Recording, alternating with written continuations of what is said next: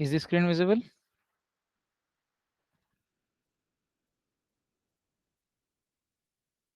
Right. So let us begin laws of motion in today's session. So basically, the whole laws of motion involves three steps, guys. Firstly, is identifying the force. Secondly, what we are supposed to do, we are just supposed to draw the free body diagram. And third case, if there is any unbalanced force, we will write the equation for net force as mass times of acceleration. The whole entire laws of motion depends on these three things only, right? Identifying the forces, drawing the free body diagram, and if there is any unbalanced force, equating the unbalanced force to net force, which will be equal to mass times of acceleration. So as simple as that, guys. We don't have much to study in laws of motion, but it's a very, very important chapter as far as physics is concerned, right? So when we talk about force, basically force is that particular quantity which when acts on an object will change the state of rest, state of motion, direction of motion, sometimes shape of the object again. Okay, so that is a quantity which will change the shape, right, or state of rest, state of motion, direction of motion, these things. And how we can write force as, the force can be written as product of mass times of acceleration. And from Newton's second law, it can also be written as rate of change in linear momentum. This thing you should know. Force will be given as mass times of acceleration, given as rate of change in linear momentum. And SI unit will be Newton, CGS unit, as you all know, will be Dyne, guys. So we have different types of forces again, right? So majorly we have contact forces and non-contact forces. The major contact forces that you should remember are normal reaction, friction, tension, and spring force. What do I mean by normal reaction? Suppose whenever there is a contact, that force, it is a reaction force again. It is a force which will act normal to the surface of contact. Okay, if I take, this is the ground, if I place the object here, this would be the surface. So a force acting normal to the surface of contact will be called as normal reaction.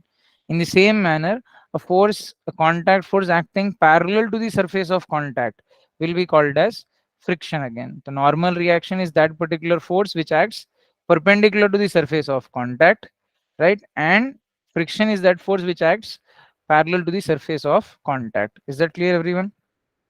Then, what is tension again? Tension is also a reactive force. It is a kind of stretching force or pulling force, we say, guys, right? So when will it act? It will act when a string is stretched, rope is stretched, right? If the rope is relaxed, right? For in that case, you are not going to have any tension. Suppose if I say the string is relaxed like this, so in this case, the tension value will be 0, right? And what do I mean by spring force? We are already aware, whenever spring is in natural position, nothing will happen. But if you try to compress this spring, it will try to restore the block back to its original position. Yes or no? Or if you try to stretch the spring, it will try to bring the block back to its original position. So spring force is a restoring force. Spring force is which type of force? It is a restoring force. And whenever spring is deformed, what do I mean by deformed? Either it is compressed or elongated. In that case, spring force will act, and it will be given as k into minus x bar. K will be called as spring constant. What is minus sign indicating here? It always acts opposite to the direction of deformation. If you are compressing it, then it will act in this manner. If you are elongating it, then it is going to act in this manner, right? And if I take only in terms of magnitude, the spring force will be given as k times of x, where k will be your spring constant. Okay, the force is that particular quantity or entity which when acts on an object will try to change the state of rest, motion, direction of motion, sometimes the shape of the object. It is given as mass times of acceleration, or by Newton's second law, we can write it as dp bar divided by dt. Is that clear, all of you? Various type of contact forces we have. The different type of contact forces that we need to study are normal reaction, friction, tension, and spring force. Normal reaction is that particular force which will act per, see, if I place the object on the ground, this would be the surface of contact. The normal reaction is that force which acts perpendicular to the surface of contact. Friction is a contact force which acts parallel to the surface of contact. And what does friction do? Friction usually opposes relative motion. It will not oppose the motion, guys. It will oppose the relative motion between the surfaces in contact. Clear? And what is tension? It is a stretching force or pulling force. It will only act when the string is stretched or taut. If the string is relaxed, you're not going to have any tension in that particular string. Is that clear, all of you? Yes or no? In the same manner, always remember we have two types of strings. One is a string in which you don't have mass. The second is a string in which you have mass. Right? So in a string in which you don't have mass, tension at all points will be same. Whereas in a string in which you have mass, tension at different points or different cross sections will be different. Right? Two types of strings. Massless string is there and a string with mass we have. If we take a massless string, you take any point, tension everywhere will be same, or tension at every cross section will be same. However, if we consider a string which has mass, then tension at different points or different cross sections will be different. Clear, all of you? Then we have momentum. Basically, it is the quantity of translational motion contained in an object. How much translational motion is there in an object? I will define it with the help of momentum. And momentum, it is given as product of mass and velocity. It is not defined as product of mass and velocity. It is defined as how much motion will be there or how much translation will be there in an object. Okay, that is how we define momentum. It is not defined as product of mass and velocity, guys. It is basically amount of translation it has will be called as linear momentum. It is a vector quantity. Again, it is given as mass times of velocity, m into v bar. So always remember, momentum will always be there in the direction of velocity. Momentum will always be there in the direction of velocity. The next thing that we have are Newton's laws of motion. We have basically three laws, right? First law, second law, and third law. First law happens to be law of inertia, right? I think you most of you are aware of it. What is law of inertia stating? Whenever an object is at rest, it will continue to be at rest. If it is in motion, it will continue to be in motion until and unless there is no external force acting on it. Suppose if external force starts acting, then what is going to happen? That will change the state of the motion again. Clear? Yes or no? Object at rest continues to be in the state of rest. Object in motion continues to be in the state of motion until and unless an external force acts on it.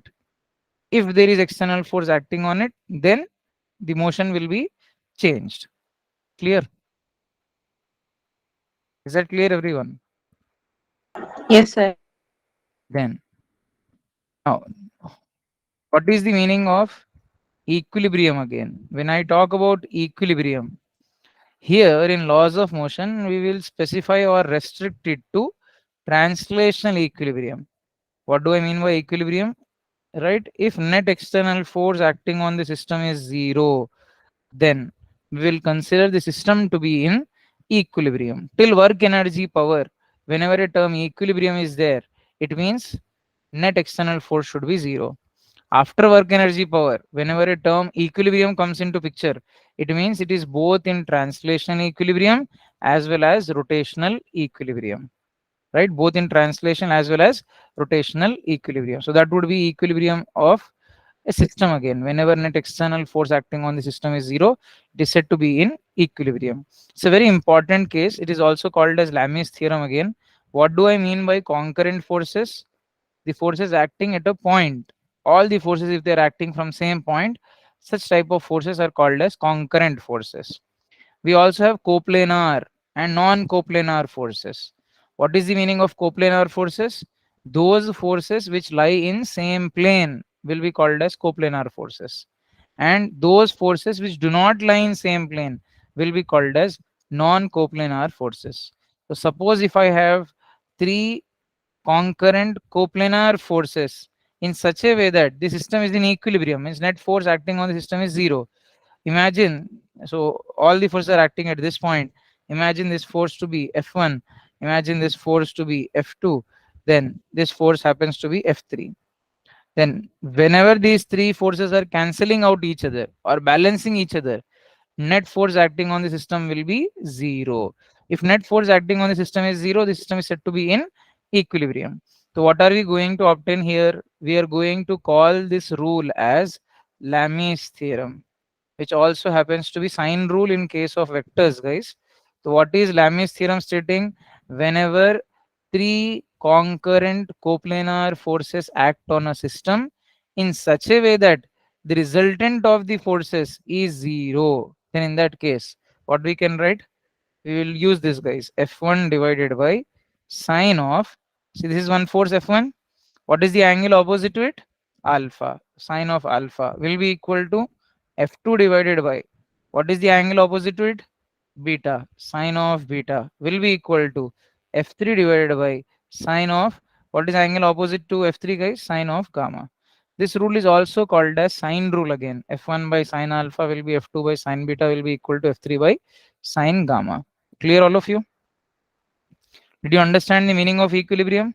Till work energy power, whenever a term equilibrium comes into picture, it states it is translational equilibrium. It will be translational equilibrium where net external force acting on system will be 0. Now, definitely this concept will come, guys. Whenever you have concurrent coplanar forces, three concurrent coplanar forces are acting on the system in such a way that the net force of these three will be 0, then I can write F1 by sine alpha is F2 by sine beta will be equal to F3 divided by sine gamma. Is that clear, everyone? Right. So there is no external force acting. So whenever object is at rest, it will continue to be at rest. If object is in motion, it will continue to be in motion again. Then we have our second law of motion. What is second law of motion stating? Very simple logic. Second law of motion is stating that the net force acting on the particle will be proportional to the rate of change in linear momentum. Whenever a term rate comes into picture, it means it is differentiation. And from differentiation, we are going to obtain slope, guys. Whenever a term rate comes into picture, we are going to perform differentiation. And from differentiation, we are going to obtain what? Slope. So what is second law stating? The force applied will be proportional to rate of change in linear momentum. And for simplicity again, so when I say k value, will take it as 1. K is proportionality constant. For simplicity, we'll take it as 1, guys. So I'll get F as d by dt of m into v bar. Now, there are two cases that we can write, guys. So F bar, we know it will be dp bar divided by dt. This is for small changes. Okay, for very small changes. If not, we have something called as average force. So how will you find average force? Average force will be given as delta p bar divided by delta t. Sometimes they'll ask you what is the average force acting on the object. So how will you write average forces? It will be given as delta p divided by delta t. Now, if you look at this part, guys, right now force can be written as rate of change in linear momentum, which we can write it as m into v bar. Now, constant values usually we can bring out of differentiation, right? So here in this situation, either mass can be constant, you will have variable mass questions and variable velocity cases. So here you will have two cases, guys. One, you will have variable velocity, the other you are going to have variable mass. Variable mass is used in rocket propulsion questions, guys. From this, what do we write? If velocity is varying, means mass is constant, we can bring it outside. So we can write it as m into dv bar divided by dt for small changes. For large changes, I'll write m into delta v by delta t. In the same manner, here what we can write? For variable mass, means velocity will be constant.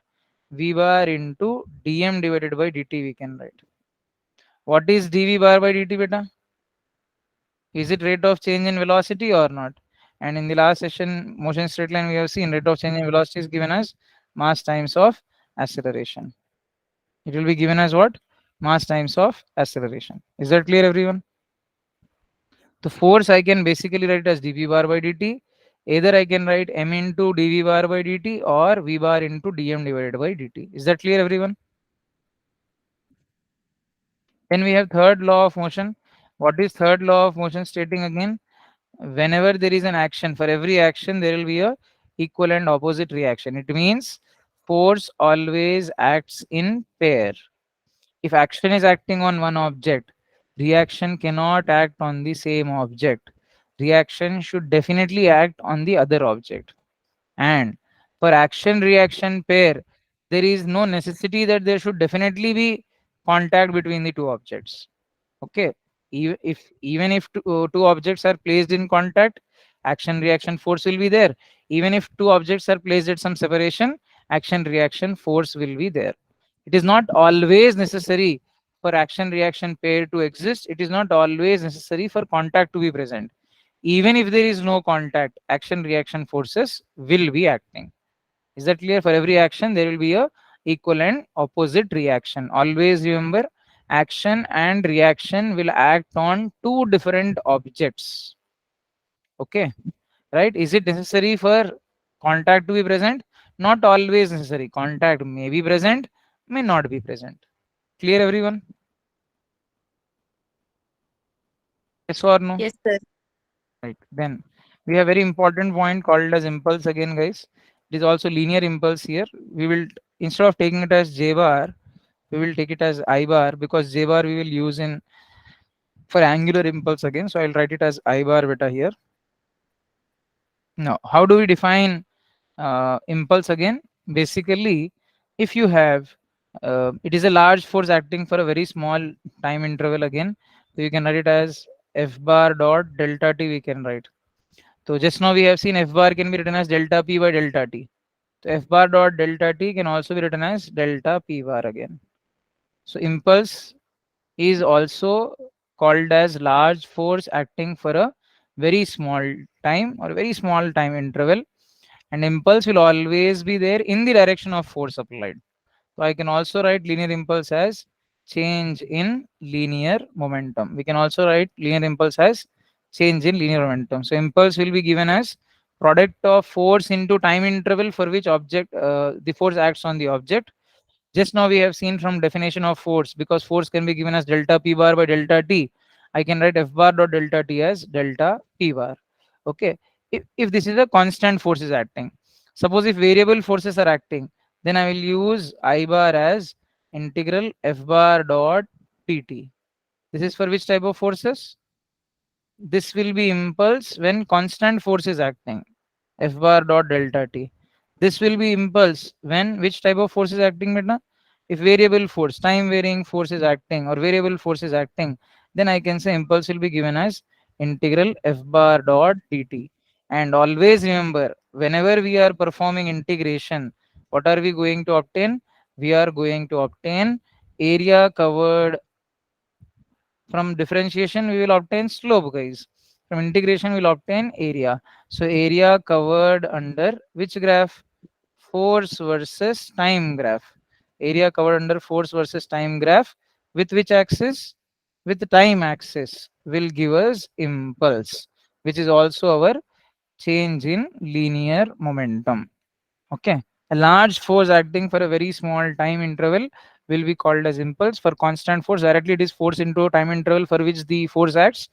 For variable force, it will be integral of F bar dot dt. You can substitute from some t initial or t plus from t to t plus delta t, because it is a very small time again, or you can write from t initial to t final again. Clear, everyone? Understood, everyone? Now, when we talk about frame of references, right, what is generally a frame of reference? When we talk about frame of reference, it is simply a coordinate axis, guys. I have discussed this in your motion straight line also. So what do I mean by frame of reference? It is simply a coordinate axis with respect to which motion is analyzed. Okay, with respect to which motion has to be analyzed. So we are going to have two types of frames of references. The first frame will be inertial frame. It is also called as non-accelerated frame, guys. It is also called as non-accelerated frame. The second frame will be non-inertial frame of reference. It is also called as accelerated frame of reference. Okay. So in whichever frame Newton's laws of motion are valid, I'll consider that to be inertial frame. And in whichever frame, right? Suppose if it is an if the coordinate axis If object is accelerating, then frame of reference attached to that object will be non-inertial. If object is at rest or moving with constant velocity, then frame of reference attached with respect to that object will be inertial frame of reference. Clear? If there is an object which is at rest or moving with constant velocity, frame of reference attached with respect to that object will be inertial. If object is moving with some acceleration, then frame of reference attached to that object will be non-inertial. Clear? And Newton's laws of motion will not be applicable in this particular frame. So in order to make them applicable, we are going to consider a certain fictitious force, or you can say virtual force, guys, which doesn't really exist again. That force is called as pseudo force again. Right? Clear, everyone? So how do we do questions of pseudo force? Very simple logic. Whichever object is accelerating, we know frame of reference attached to that object is accelerating or non-inertial. So while we are solving the question with respect to such object, what I will do with respect to one point A or point B means we stopped at that point, yes or no? So whenever we are analyzing questions with respect to non-inertial frame or accelerating frame, we will just stop that object. Whatever acceleration is there to this object, I will give it to the other objects in opposite direction. We are simply not only going to give acceleration, because I have to give pseudo force, guys, I'll multiply with mass. Clear, everyone? So as you can see, pseudo force is m into minus a bar. Here you can write. So what is the meaning of minus a bar here? Acceleration of the object is given in opposite direction again. Clear, all of you? Two types of frames we have. One will be inertial frame, other will be non-inertial frame, right? Inertial frame, directly apply, I can apply Newton's laws of motion. F bar is equal to dp bar by dt or m into a bar. Directly I can apply. But while we are solving the questions with respect to non-inertial frame, we cannot directly apply Newton's laws of motion. To make them applicable or to make them valid, we will consider a certain force called as pseudo force. Is it a real force? No, it is never a real force. It will only come into existence if we are dealing with non-inertial frame again. So whenever we are dealing with an object which is accelerating, so with respect to that object, if I am analyzing the motion, with respect to the object means I will stop that object. In relative motion, what did we do? What all quantities were there to the object, we gave it to the other objects in opposite direction. But here, only acceleration. What all acceleration is there to the object, we will give to the other objects in opposite direction. Instead of simply giving acceleration, we will also multiply with its mass to make it a force called as pseudo force, guys. Clear, everyone? Yes or no? So it is basically a Yes, imaginary sir. force, guys. Okay, you can only apply it when we are dealing with non-inertial or accelerated frames of references. Then we have conservation of linear momentum. What is conservation of linear momentum stating? Again, if there is no external force, if net external force acting on the particle is zero, then we can say total momentum of the system will remain conserved. Okay. Now, in general, internal forces will cancel out each other, guys. Internal forces will not affect the motion of the object. Okay. And also remember, work done by internal forces will always be zero. Work done by internal forces will always be zero. So internal forces cannot affect the motion of the object. However, they can give kinetic energy or they can change the kinetic energy of the system. It's a very important case again. So which forces will give motion to an object, guys? External forces will give. So what do we write? Basically, net external force, if we say, this is written as mass times of acceleration. What will be net internal forces? When we talk about net internal forces will always cancel out each other. Internal forces will not affect the motion of the object. They will only be able to affect the kinetic energy of the system, but they will not be able to affect the motion of the system. Now, in this situation, what we can tell, beta? Suppose if net external force is 0, external forces will only affect the motion of the object, guys. So if net external force is 0, what we can write? Mass times of acceleration will be 0. The acceleration will be 0. What is the meaning of acceleration is 0? Again, we have two things in this. Acceleration is nothing but rate of change in velocity. dv bar divided by dt should be 0.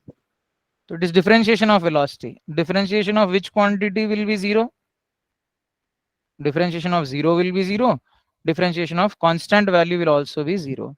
So if there is no external force, an object at rest continues to be in the state of rest. An object in motion continues to be in the state of motion. Velocity is constant means obviously momentum will also remain constant. If mass is not changing, momentum will also remain constant. So when there is no external force acting on the system, we can conserve linear momentum of the system again. The basic examples we have related to linear momentum of the system again, right? Majorly, such type of questions will be asked again and again. They have been asked in NEET, guys. Applications of conservation. An object at rest explodes into three parts. Two parts will be moving in mutually perpendicular direction. What is the speed of the third part, or what is the momentum of the third part? Right. So such type of questions will be given again. So whenever initially object is at rest, momentum will be 0. If it is exploding means it is exploding by itself. Right. So one of the example is C. A block of mass m is at rest. So initially velocity is 0, momentum is 0. Suddenly explodes. Masses are given 1 is to 3. Lighter particle has speed 9. Speed of heavier particle they are asking. So what is the condition here? m1 is to m2 if I consider.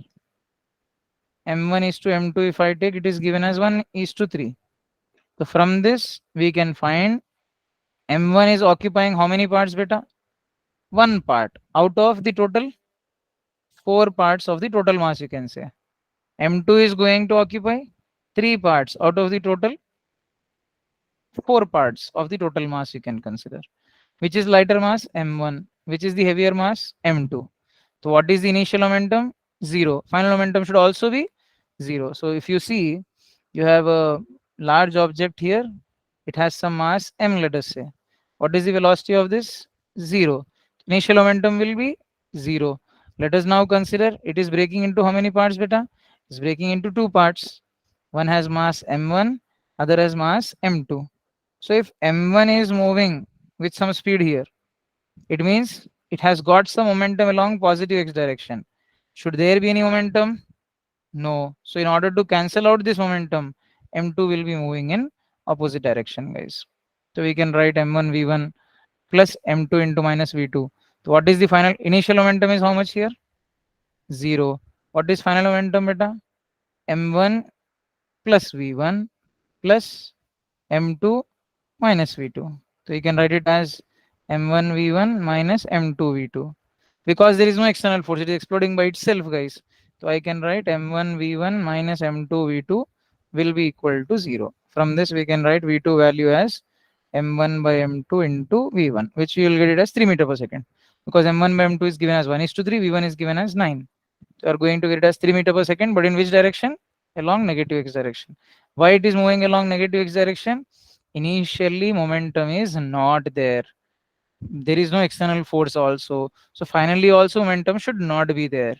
I'm assuming finally this small mass is moving along positive x direction.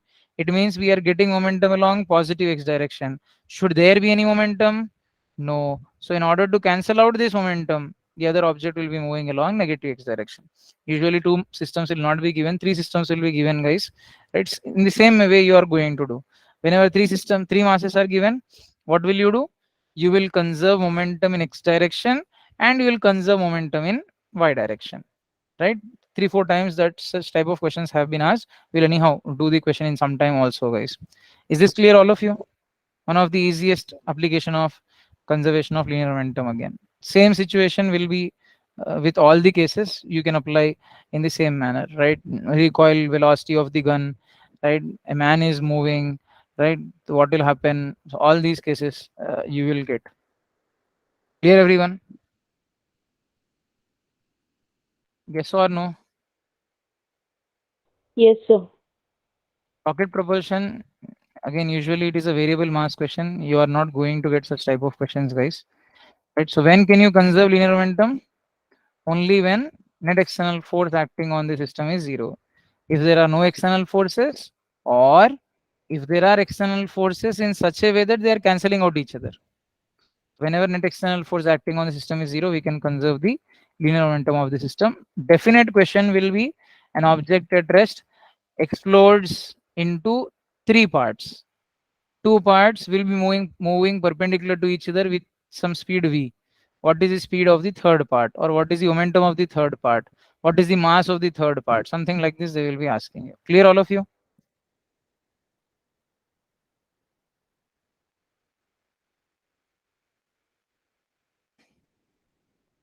When you talk about applications of laws of motion, again, we have different types of applications, guys. Major important application would be um, different cases we have. Let us just go through them. All we cannot discuss. We will try to discuss it with the help of numericals again, right? So these are called as pulley constraints, guys. These are called as pulley constraints. So what do we do in pulley constraints? See, we will take one string. If I take two blocks again, length of this string is not going to change again. Yes or no? So any relation between displacement, velocity, and acceleration will be called as pulley constraints again. Clear, all of you? If you take this particular case, whenever you have fixed case, guys, fixed case is there means displacement of fixed end will be zero. Velocity of fixed end will be zero. Acceleration of fixed end will always be zero. So here you see pulley is fixed. So what would be acceleration for this? It will be zero again. What will be displacement in this pulley? Zero. So if this rope is moving down, obviously the other rope will be moving up by the same distance. If this rope is moving down with some velocity v1, the other rope will be moving up with velocity v2. If this is moving down with acceleration a1, the other will move with acceleration a2. Both will be equal in this case again. Yes or no? So any relation between velocity, acceleration, and displacement for in case of pulleys will be called as pulley constraints. And what is the general logic which we are going to use? We are going to use acceleration of pulley will be a1 bar plus a2 bar divided by 2. Now, what is the meaning of this, sir, if you ask? Right? So how can we write it?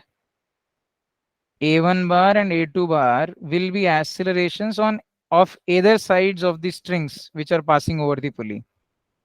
AP bar is the acceleration of pulley again. So I can also write displacement of the pulley will be x1 bar plus x2 bar divided by 2. I can also write velocity of the pulley will be v1 bar plus v2 bar divided by 2. These are called as pulley constraints, guys. Now, whichever acceleration is in the direction of acceleration of pulley, you will take it as positive. Whichever acceleration is opposite to the direction of acceleration of pulley, you are going to take it as negative, guys. Okay. So any relation, what are A1 and A2? These things again. This end you take, this end you take. The acceleration of this end and this end. AP bar is acceleration of pulley, guys, again. Always remember, for fixed end, will there be any acceleration? For fixed end, always remember, fixed end or fixed pulley you take. For fixed end, what we can write? Displacement will be zero, velocity will be zero, acceleration of that end will also be zero. Clear, everyone? Yes or no? Whichever acceleration is in the direction of acceleration of pulley, we will take it as positive. Whichever acceleration is opposite to the direction of acceleration of pulley, we will take it as negative. Okay. If you take this case, guys, see, this is your pulley acceleration or pulley displacement. Both of these are also in the same direction. So what I'll write here? X1, I will write it as x2 plus x3 divided by 2. Okay. If this string is moving down, obviously pulley will also move down by the same distance. Right? So how can I write the displacement in the pulley? Both of these x2 and x3 are in the same direction of displacement of the pulley. So I'll take x2 and x3 as positive. Let us say if x2 is upwards. Then in that case, what I'll write? I'll write x1 as minus x2 plus x3 divided by 2. Let us say if both x2 and x3 are upwards, then what I'll write x1 as minus x2 plus minus x3 divided by 2. Understood everyone? Yes or no?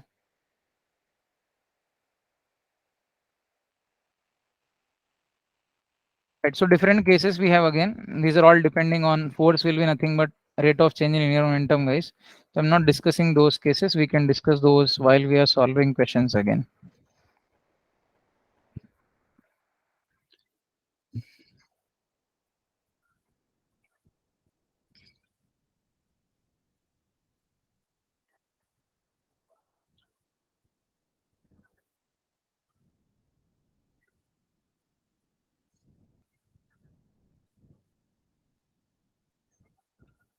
I hope pulley constraints are clear.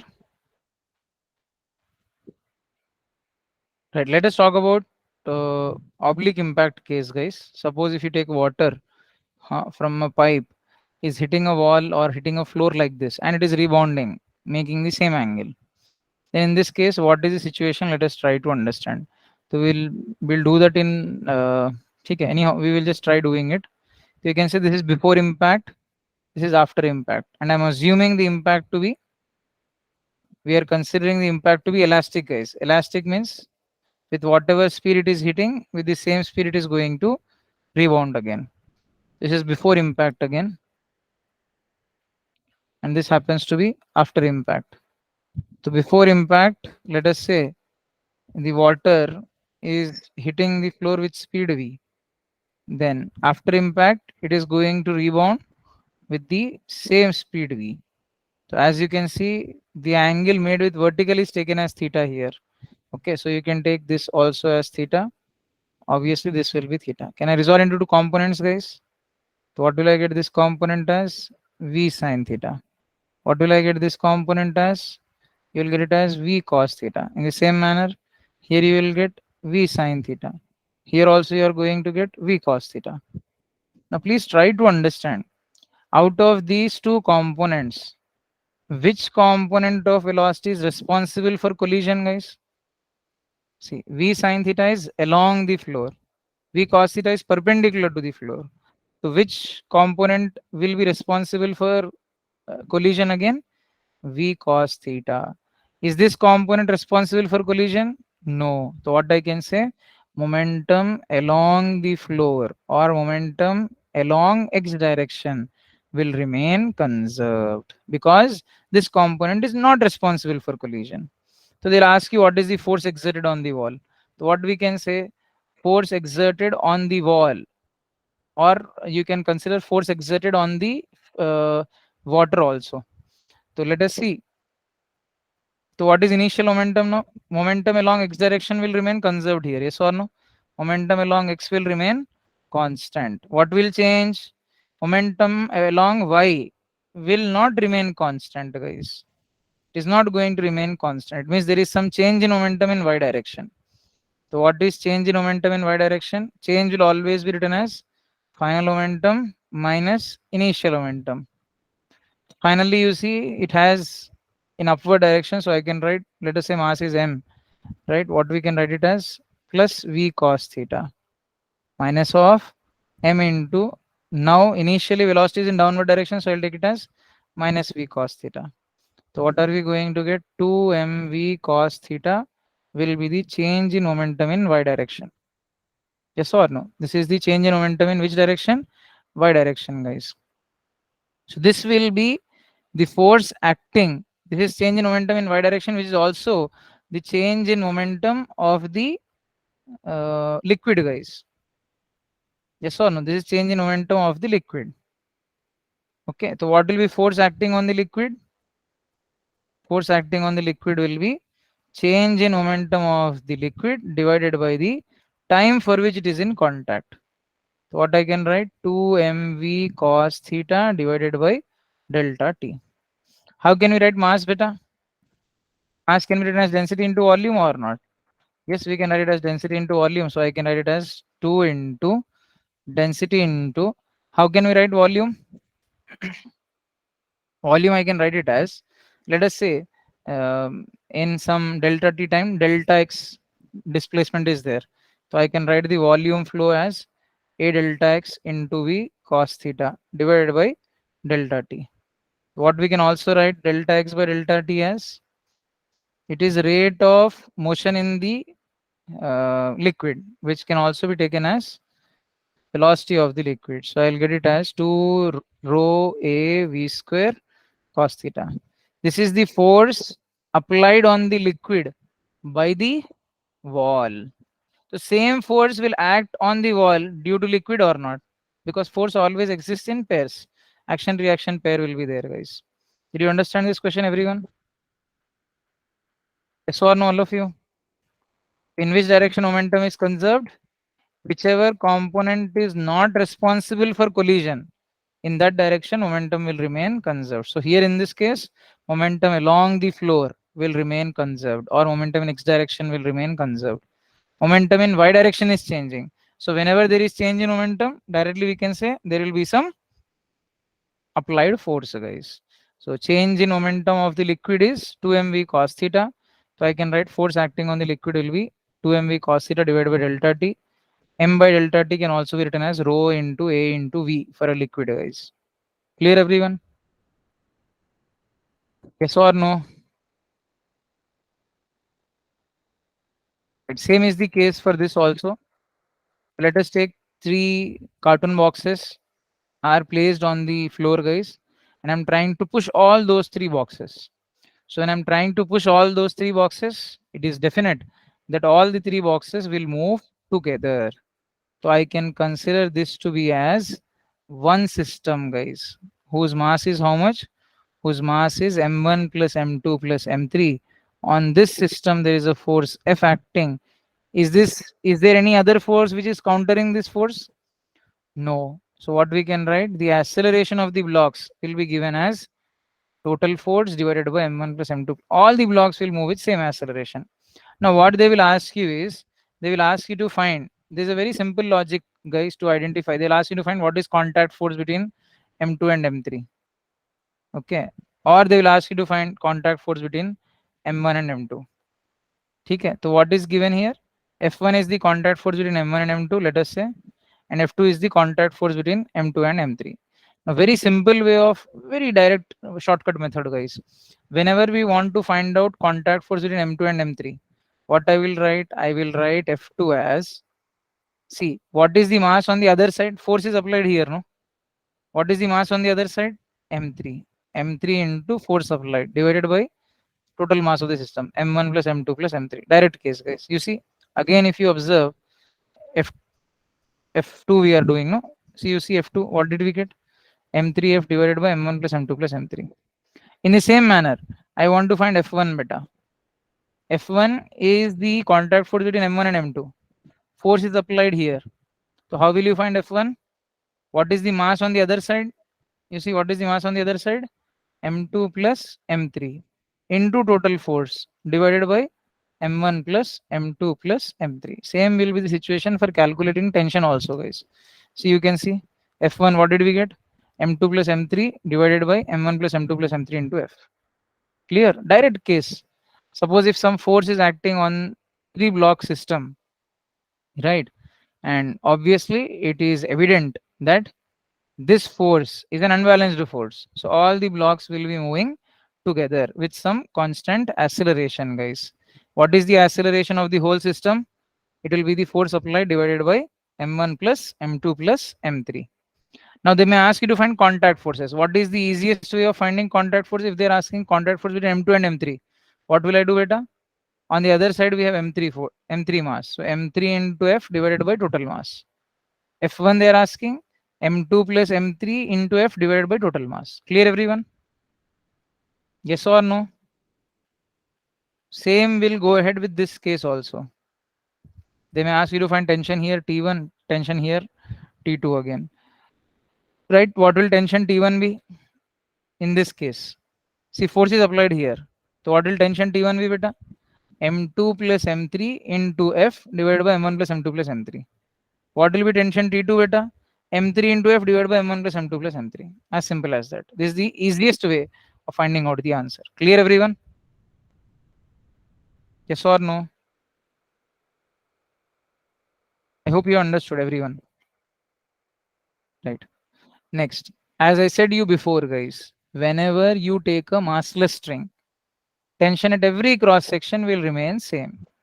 But if I consider a string which has mass, you take a heavy rope, you take an object, right? If you have a string which has mass or a heavy rope, tension at different cross sections will be different. So will be the case here, guys. Okay. So you see, they're asking you to find tension at this cross section. What will I do? Very simple logic. Total force into, you will take, there we took mass on the other side. Here you will take length on the other side. What is the length on the other side? X divided by L. Now because of this, you see, here they are asking, force is applied here, beta. So what will be length on the other side? Will it be L minus X or not? Divided by total length L again. Yes or no? See, at this section they are asking, force is applied here. To whichever end force is applied, we should take the length or the mass opposite to the section, guys. So here what is this length? L minus X. Divided by total length will be L.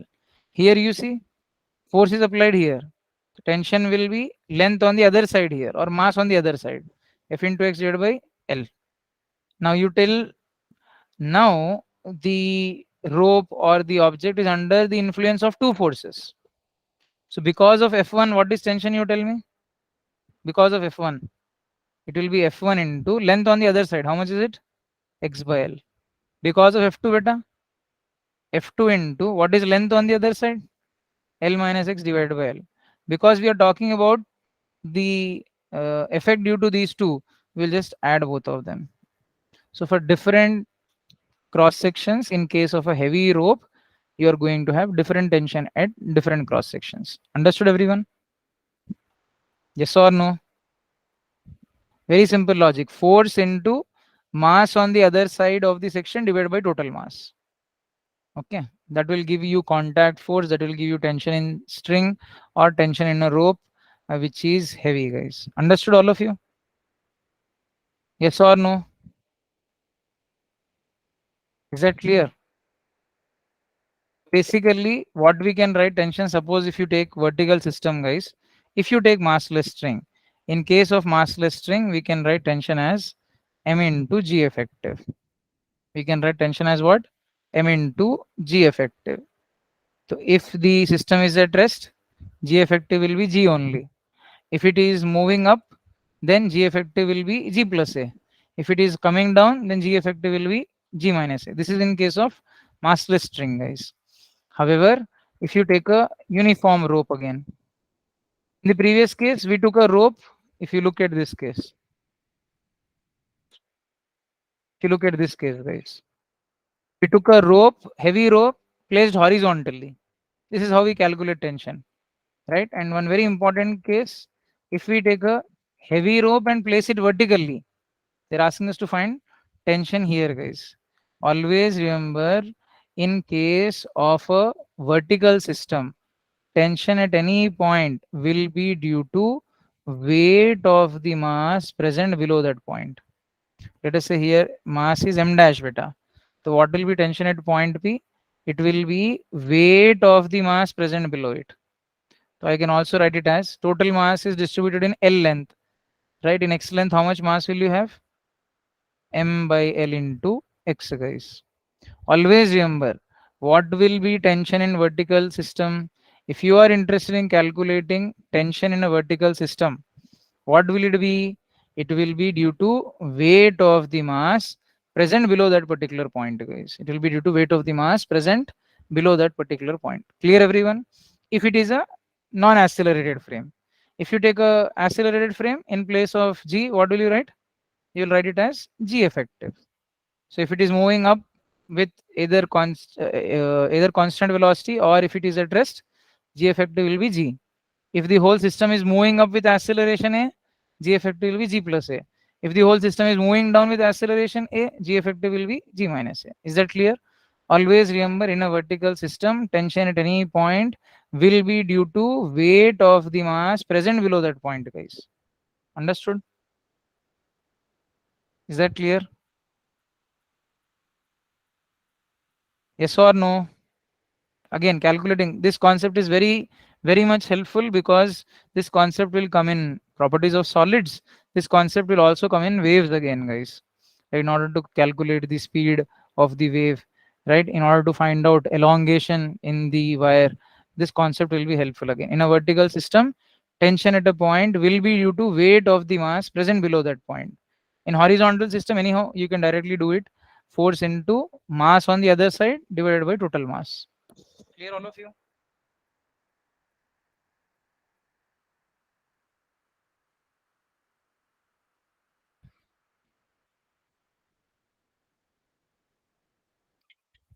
Is it raining over there?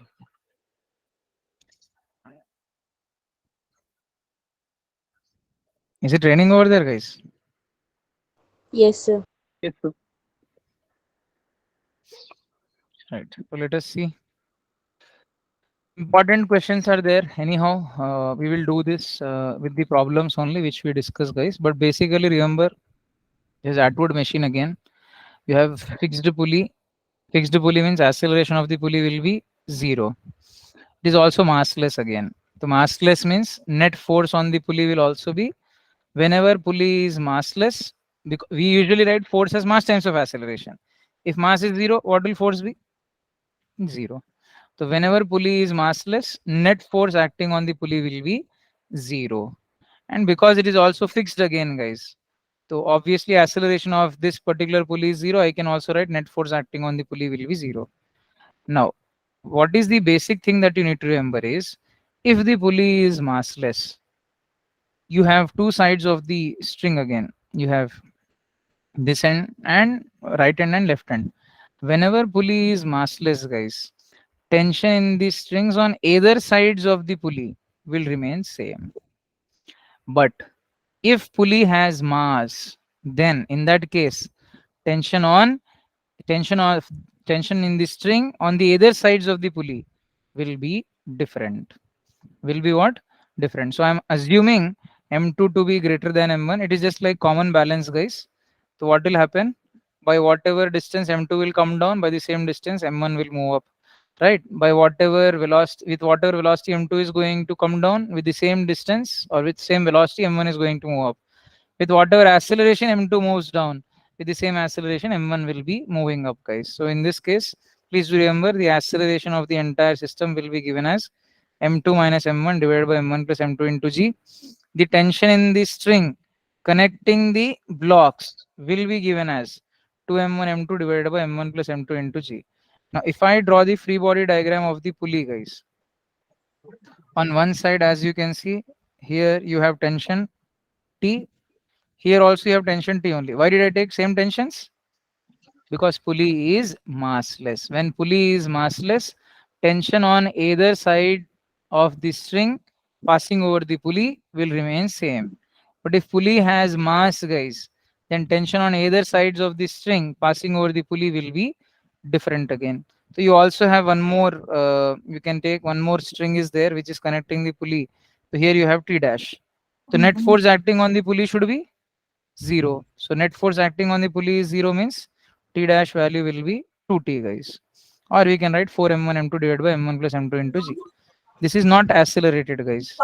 But if we take acceleration, गोलियां खरीदते हो ना Habiba ये कहते खरीदेंगे यहाँ गोलियां बाद में, लेकिन रखो. गोली हैं, ये नहीं होते हैं।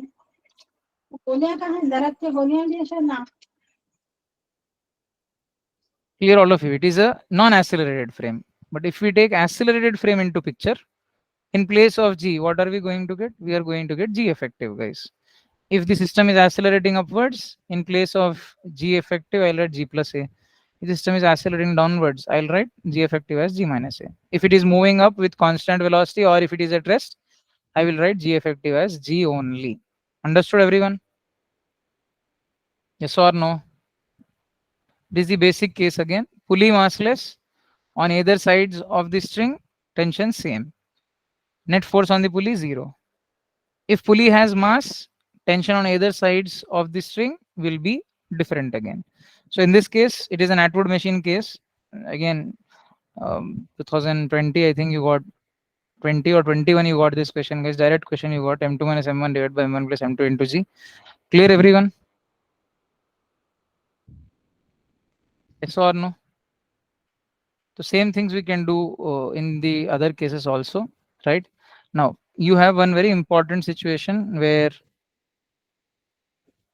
right, if you take a two block system, guys, this is a very important case again. Now, we are applying force towards left side again in this situation. So what is happening? Smooth surface we are taking a wedge, a block is placed on it. What they are saying, if the block does not slide down relative to the wedge. So now, does wedge have acceleration? On wedge, there is a force applied, which is an unbalanced force. So definitely on wedge, you will have acceleration. So any frame of reference attached to the wedge will be which frame, beta? A frame of reference attached to the wedge, because it has acceleration, it will be non-inertial frame. So whenever we talk or deal with non-inertial frame, we should bring pseudo force into picture. They will ask you, what is the force applied in order to keep this block at rest? The force applied directly can be written as m plus m into g tan theta.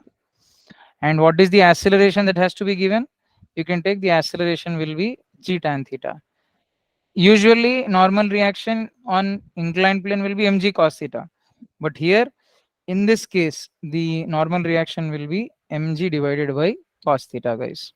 So whenever force is applied on the wedge, both of them will be accelerating with acceleration f divided by m plus m, guys. So any frame of reference attached with respect to wedge will be accelerating frame or non-inertial frame. So we need to, with respect to wedge, whenever we are solving the cases, guys, we will use pseudo force. And what is the force applied in order to keep the block at rest with respect to the wedge? Capital M plus small m into g tan theta. How much acceleration should be given? G tan theta. What will be normal reaction in this case? Mg by cos theta. Usually in general cases, guys, normal reaction will be mg cos theta. But here in this case, it will be mg divided by cos theta. Clear, everyone? Yes or no? This case is sufficient. It's not necessary to talk about the second case, guys. Usually the type of case will not be asked. Now, friction happens to be very important condition again. So basically we have, what is friction? As I said, it is a contact force which will always act parallel to the surface of contact. Two types of frictions are there, beta. One is your static friction when the object is at rest or when there is no relative motion. And the other is kinetic friction. Whenever object is in motion, then we talk about kinetic friction. Static friction can always adjust itself, guys. The maximum value of static friction will be given as mu s times of normal reaction. And kinetic friction, guys, it will be given as mu k times of normal reaction. Friction depends on normal reaction and nature of contact. If the surface is perfectly smooth, you are not going to have any friction. But if the surface is rough, you are going to have friction, guys. Clear, everyone? Maximum value of friction, maximum value of static friction will be given as mu s into n, or in general, if I want to write static friction, it will be less than or equal to mu s into n. So static friction will always be a self-adjusting force. Depending on the force applied, static friction will be changing. Kinetic friction will always be a constant value of force, guys. Okay. Clear, everyone? So what does friction do? It usually opposes the relative motion. It doesn't oppose the motion, guys. It usually opposes the relative motion again. Understood, all of you? Yes or no? Right. So in this case, you see, if I just consider this particular case, guys, the block is moving on a rough surface. So what is going to happen? What are the forces that are going to act? Weight will act downwards. So where is weight acting? On the ground. Will ground keep quiet? No. It is going to give a normal reaction. So when block is moving in x direction, will there be any motion in y direction? Obviously not. So here I'll write normal reaction to be equal to weight. Now, relative to the floor, block is moving to the right. If the floor is rough, then where will friction act, beta? Friction is going to act towards the left. Which type of friction is act? Because block is in motion, which type of friction will act, beta? Kinetic friction is going to act. So velocity is in this direction, Now friction, you see, is there any other force which is countering friction? No other force. So in the direction of unbalanced force, we are going to have acceleration. So always remember, whenever velocity and acceleration are in opposite direction, what is going to happen? Object will move in the direction of velocity with decreasing speed till its velocity becomes zero. Clear everyone? Now once its velocity becomes zero, then static friction will be starting to act. Again, it may act, may not act, depending on the force applied. As you can see, there is no force applied. So once the velocity becomes zero, static friction will also become zero. Friction always opposes relative motion. In this case, relative to the floor, object is moving to the right, friction will be acting to the left. Which friction is acting here? Kinetic friction is acting because already the object is in motion. If the object is at rest, then static friction will act. Right? It may be there, may not be there. It is self-adjusting force again. So if we apply the uh, friction acting with applied force, usually from if the force applied is zero, friction will also be zero. And depending on the force applied, right, static friction will keep on changing its value till this point, guys, where the force applied will be equal to the maximum value of static friction.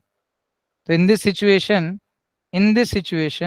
net force acting on the system will be zero, and the system will be said to be in limiting equilibrium, guys. And the friction, maximum value of static friction, is also called as your limiting friction. Okay, this is the variation of friction with force applied. Initially force is zero, friction is also zero. So as you increase the force, friction value will increase, right, till the applied force becomes equal to maximum value of static friction. Now if the applied force is more than maximum value of static friction, the object will start moving, and suddenly the friction will be dropping to kinetic friction, which will remain constant. So you can see over from here to here, object will remain at rest, whereas after this point, object will be in motion. So whenever object is in motion, which friction is acting? Kinetic friction, whose value will remain constant. Static friction value keeps on changing. It is a self-adjusting force, guys. Clear, everyone? Yes or no? Then what is angle of repose? It is very simple logic, guys. It is the maximum angle of inclination for which object placed on it will remain at rest. So suppose if I say, if theta is angle of inclination, if it is less than alpha, will object slide? No. If theta, angle of inclination, is equal to alpha, will object slide? No. But if theta is greater than alpha, will object slide? Yes. So here in these both cases, object doesn't slide, right? In second case also, object doesn't slide, or we can write object tends to slide down. Object tends to slide. Here in this case, object slides down. So what we can consider, it is the maximum angle of inclination for which object placed on a rough inclined plane will remain at rest. So what is theta here, beta? Theta happens to be angle of inclination. Angle of inclination. And what is alpha, beta? Alpha is the angle of repose. And usually angle of repose will be given as tan inverse of mu s, guys. So if coefficient of friction is given, then angle of repose will be given as tan inverse of mu s. Up to this angle, any block placed on it will remain at rest, guys. Right? Above this, above this angle, object will slide down. So if the object is remaining at rest, so as we can see, in this case, object will remain at rest or not. Right? So in this case, they will ask you to find resultant contact forces, beta. Here they will ask you to find resultant contact forces. Always remember, whenever a block is at rest on an inclined plane, then resultant of contact forces will be equal to weight of the block, guys. Right? Object will not slide if the angle of inclination is less than angle of repose or equal to angle of repose. Right? And what is that angle of repose? Suppose if mu s is the coefficient of friction, then angle of repose will be given as tan inverse of mu s. And whenever object remains at rest on the rough inclined plane, the resultant of contact forces will be equal to weight of the block, guys. It's a very important case again that you should be aware of. Understood, everyone? Yes or no? Then we have block on block system. So in general, whenever block on block system is given, you will be given a situation where they are placed on a smooth surface. For smooth surface, coefficient of friction will be 0, but friction is there between the blocks, guys. So what do we basically do is, first we will check here force is applied on the lower block, here force is applied on the upper block. So in these cases, you will first check what is the maximum value of force, guys. So what would be the maximum value of force in first case? It will be mu times of m1 plus m2 into g. If the force applied is less than this force, then they will move together. See, as you can see, if force applied is less than or equal to maximum value, what will happen to the blocks? Blocks will be moving together, guys. Usually you will be asked this case, blocks move together. Because they are moving together, their common acceleration will be given as f divided by m1 plus m2, guys. Okay, but when the force applied is greater than this value, then the blocks will move with different acceleration. So slipping between the blocks will take place. We'll draw free body diagrams for that and we'll find out the answer, guys. In the same manner, right? If you take this situation where block on block system is there, placed on a smooth surface, there is friction between the blocks, force is applied on the upper block. When force is applied on the upper block, the maximum value of force will be mu into, here we will add one simple ratio, mass of the upper block divided by mass of the lower block into m1 plus m2 into g. Now the force will be less than this value or force will be greater than this value. If force is less than this value, what will happen? Blocks will move together again with same acceleration f by m1 plus m2. But when force is more, then slipping between the blocks will take place. Both of them will have different acceleration. We will find out the acceleration by using free body diagram, guys. Okay, clear, everyone? So whenever, usually maximum force case will be given when where force applied is less than or equal to maximum force case will be given. The block on block system, what do we remember? First, you need to check whether force is acting on the lower block or on the upper block. So if force is acting on the lower block, what is the maximum value of force? Mu times of m1 plus m2 into g. If force is acting on the upper block, what is the maximum value of force? Mu times of m1 plus m2 into g. What do we bring? A simple ratio, mass of the upper block divided by mass of the lower block we are going to bring into picture, guys. Is that clear? Yes or no? Now, whenever the force applied, if it is less than or equal to the maximum force, both the blocks will move together. Acceleration in both the cases will be force applied divided by m1 plus m2. Whereas if the force applied is more than maximum force, then slipping between the blocks will take place. The blocks will move with different acceleration. We can find out the acceleration by drawing the free body diagram, which I'll tell you in some questions that we discuss, guys. Clear, everyone? Yes or no? Then, if a block is placed on a rough horizontal surface, they will ask you what is the minimum value of force that has to be applied. So minimum value of force in order to move the block, very important case, guys. It will be given as mu mg divided by under root of 1 plus mu square. Where you should apply it? You should apply it at an angle tan inverse of mu. So in order to move the block placed on a rough horizontal surface by applying minimum force, I need to apply a force by making a certain angle theta. Right? At what angle will the force be minimum? Tan inverse of mu. And how much force you need to apply? Mu mg divided by under root of 1 plus mu square. We should do differentiation in this and we'll come to this conclusion, guys. But basically, remember, in order to move the block on the rough horizontal surface, I can apply the force horizontally or I can apply the force at an inclination. If I apply force at an inclination, it becomes easier for us to move the block, right? You can apply at any inclination, but if you apply at a particular inclination, which is tan inverse of mu, we require the least force or the minimum possible force, which is mu mg divided by under root of 1 plus mu square. Clear, everyone? Yes or no?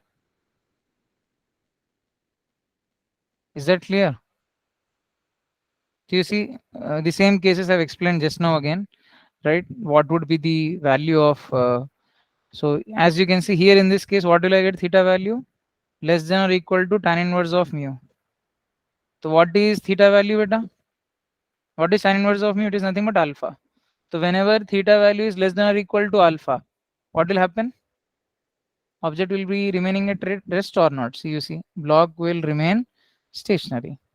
So in that case, what will be the friction? It will be equal to, it's a very important case. Friction value will be equal to mg sine theta. Net force exerted by the inclined plane. Just now I told you, resultant of contact forces. Net force exerted by the inclined plane will be equal to weight. Okay. Whereas if the block is sliding down with constant velocity, it seems. If block is sliding down with constant velocity, in this case also, block slides down with constant velocity. When velocity is constant, what is the acceleration? Here also acceleration will be 0. It means net force will be 0. So if net force is 0, again we will write friction value will be equal to mg sine theta. Okay. Whereas when angle is more than, if theta value is more than, you can consider in this situation, as you can see here, theta value is more than tan inverse of mu. So if theta value is more than angle of repose, then in that case, what is going to happen? Block will slide down. And how much will be the acceleration? It will be g into sine theta minus mu cos theta. And friction value here will be mu times of normal reaction, which is mu mg cos theta beta. Okay. Clear, all of you? So these all different cases will be there, which we can understand while we are solving questions again. Right, circular motion are very important again, guys. So when we talk about circular motion case, right, so if object is performing circular motion, usually in laws of motion, we will majorly focus on horizontal circular motion, guys. It means circular motion in horizontal plane. So whenever we talk about circular motion in horizontal plane, right, that will be laws of motion. Circular motion in vertical plane, we will talk about this in your work energy power chapter, guys. Okay. So always remember, whenever object performs circular motion, there should be a certain force directed towards the center called as centripetal force. Right? Centripetal force, can it exist on its own? No, it can never exist on its own. It has to be provided, guys. So who will provide? Again, tension may provide, a component of weight can provide, or friction can provide such type of centripetal force. And always remember, the centripetal force expression will be given as mass times of centripetal acceleration. I can write it as mv square divided by r, or I can write it as mr omega square. So if you take horizontal, you take a string, at one of the end it is fixed, other end we are applying an object and rotating it in horizontal circle. So in this case, who will provide necessary centripetal force? Tension will provide necessary centripetal force. They will ask you what is omega value or what is the speed. Then we have conical pendulum case. Right? If you take conical pendulum case, same thing again. See, initially we took a string, we attached a block at one of the end, and we are rotating it in horizontal circle. Now, instead of doing that, what I'll do, I will just make this string inclined and I'll rotate it in one more circle. This will become a conical pendulum. You take a string, it is fixed at one of the end, at other end, you are attaching an object and rotating it in horizontal plane in circular path, horizontal circular motion. Instead of rotating it in horizontal plane, what I'll do, I'll just make this string inclined and I'll rotate now. So it is going to form conical pendulum. In this case, again, a component of tension will be providing necessary centripetal force. As you can see, T sine theta will provide our necessary centripetal force. Right? So whenever object is performing circular motion, there should always be a force directed towards the center called as centripetal force. Can it exist on its own? No, it cannot exist on its own. It has to be provided. It can be provided by tension, component of tension, weight or component of weight, friction or component of friction. Clear, all of you? Yes or no? Is that clear? In the same manner, you will have some cases of banked road, guys. So, in order to, again, we will I'm not going to explain in detail how it is acting and all because it will take time. So always remember, if an object is trying to perform a safe turn on a banked road is very simple, guys. You will come across cases whenever you are moving on highways, guys. In general, the outer edge of the road will be at a certain inclination compared to the inner edge, right? So such type of road will be called as a banked road. You have this road; it is a level road. This is a banked road. The angle is called as angle of banking. So in order to move safely on a banked road, the speed must not exceed under root of rg into mu plus tan theta divided by 1 minus mu tan theta. If we are moving on a horizontal surface means theta value will be 0. The speed must not exceed root over mu into r into g. These two are very, very important again. For a banked road, should not exceed root over rg into mu plus tan theta divided by 1 minus mu tan theta. For a level road, guys, it should not exceed under root of mu into r into g. For a smooth surface, smooth inclined surface, for a horizontal level road, theta became 0. For smooth surface, for smooth inclined surface, mu value will become 0. So in that case, you will get maximum speed as root over rg into tan theta. Clear, everyone? So in order to take a safe turn on a horizontal level road, what should be the maximum speed? Root over mu rg. In order to take a safe turn on a banked road, which is a rough road again, what should be the maximum speed? Root over rg into mu plus tan theta divided by 1 minus mu tan theta, or 1 minus mu s tan theta, you can say.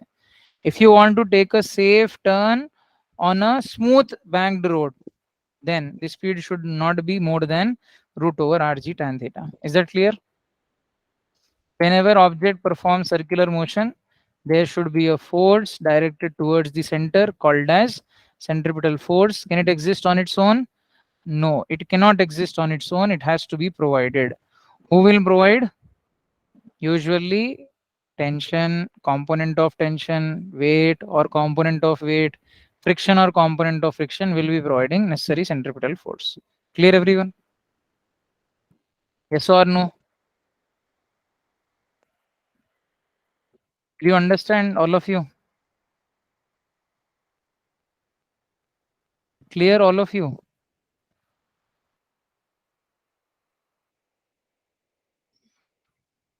These were the review of laws of motion, right? You can take a 10-minute break, guys. You can be in this session only, right? We will meet at 9:30 again. Okay. Any doubts, all of you?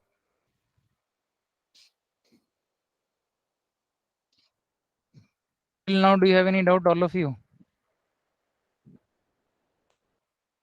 Everyone, No, sir. right? So always remember these cases. Majorly, these will be helpful. Now we will also try to solve some questions, right? And with that, laws of motion will also be completed, right? Clear, everyone? Yes or no? Right, so what you can do is you can stay in this session only and you can come back at 9:30. Is that fine, all of you?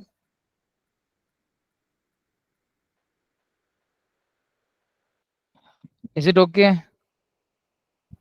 Yes, sir. You can take a little break, right? An 8-minute break and come back. Okay. Thank you.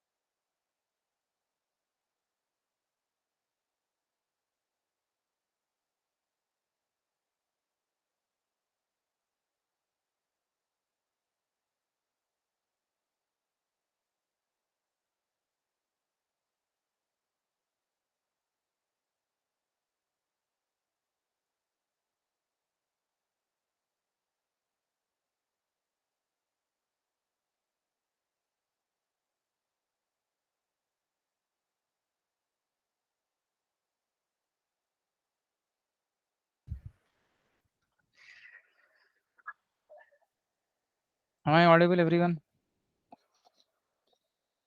Yes, sir. Hmm.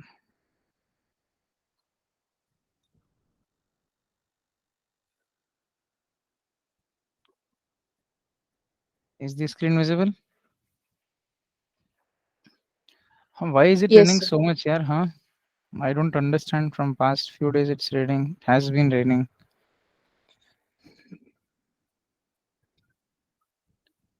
Right. The problem is coming with time, guys. Huh? I'm available a little bit during afternoon time, but you people are not available. If not, we could have taken for 3 4 hours also daily, right? Okay, so today I'll try to complete laws of motion. I cannot say till what time we can do it, but till whatever time I can do, I'll just try completing. I'll share a test with you people, guys, which you can try solving it. Okay. Then what I'll do is tomorrow we will, if there are any pending questions, we'll try doing them. Good questions, we'll try doing them, and we will also start work energy power tomorrow. Okay. So let us see how we can complete things in a quick manner, in an efficient manner again. Okay. So let us solve some questions related to laws of motion. Okay.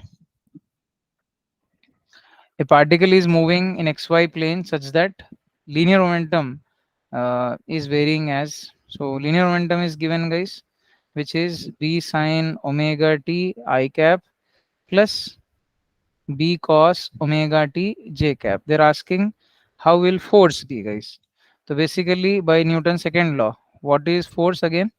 Force is given as rate of change in linear momentum, as we are already aware of it. So I'll get it as d by dt of b sine omega t I cap plus b cos omega t j cap. If I directly write the differentiation of this, sine derivative will be cos, guys, as you all know. So I'm going to get it as b omega cos omega t I cap. Cos derivative is minus sine, so I'm going to get it as minus b omega sine omega t j cap. Okay, so this will be our force, resultant force again. Now we need to check whether it is parallel or anti-parallel. So for that, or perpendicular. So for that, what I'll do, I'll just do p bar dot f bar. So what will I get? P bar dot f bar. If you have two vectors ax I cap plus ay j cap and bx I cap plus by j cap, you know it is dot product is given as ax bx plus ay by. So in same manner, this is your x component. This is your x component of force. This is y component of momentum. This is y component of force. So what will I get? F bar dot p bar as, or p bar dot f bar as. If I just multiply both of these, I'll get b square omega sine omega t cos omega t plus and plus again positive. Here you have plus, here you have minus.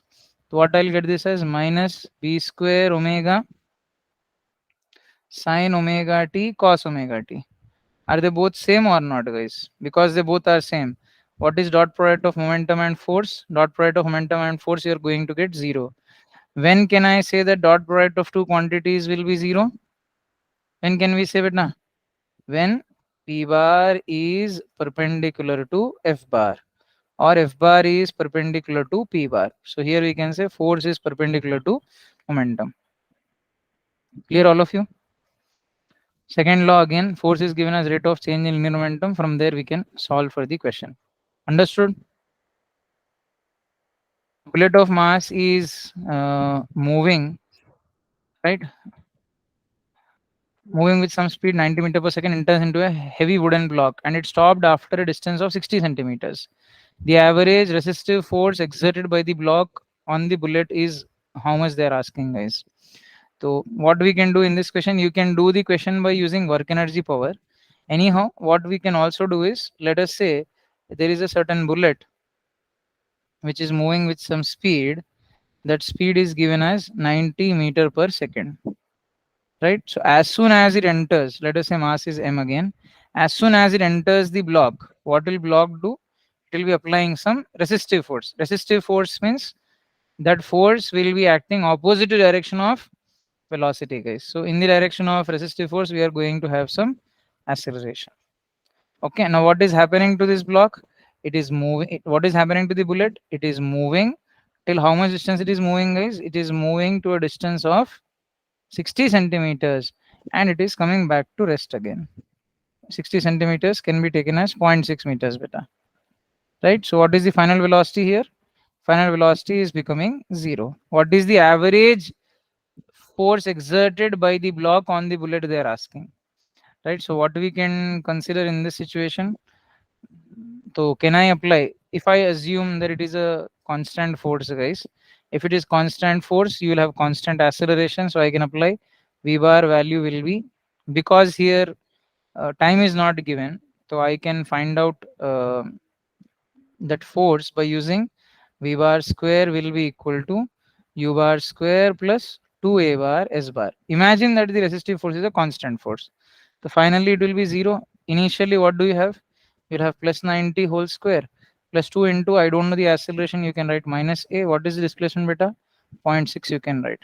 So what I'll get, this is anyhow 8100 minus 1.2 into A you will get. So A value will be 8100 divided by 1.2. I want to find force, so force will be given as mass times of acceleration. Now already mass is 4 kg, 0.04 kg, so I can write it as 4 by 100. Acceleration is 8100 divided by 1.2. So what we can cancel out? 0, 0, 0 and 0 can be cancelled out. 4 ones, 4.3 you will get, so I'll get it as 810 divided by 3, which turns out to be 270 Newton. Clear everyone? Yes or no? You know the initial velocity, you know the final velocity, you know the distance. Let us say the block is exerting a constant resistive force. For that situation, I have found out the acceleration, then that resistive force will be mass times of acceleration. Clear everyone? Yes or no? They have given a mass of 6 kg, it is suspended by a rope of length 2 meters. A force 80 Newton is applied at midpoint as shown. What angle the rope makes with vertical under equilibrium, they are saying, guys. This rope with vertical, how much they are making, they're asking. So firstly, all these strings are massless. Let us say if I take the free body diagram of 6 kg block, what is the meaning of free body diagram, guys? It is just the representation of all forces acting on that particular block. So what will be the forces that are going to act? Here weight will be acting, which is 6 into 10. You can consider it to be 60 Newton. Because it is also connected to the string, guys. What will act here? Tension. Let us imagine this first string. Let us imagine this is second string. So tension in first string will also act. Now because it is in equilibrium, what we can consider here? Tension T1 will be equal to weight. So T1 I can write it as 60 Newton.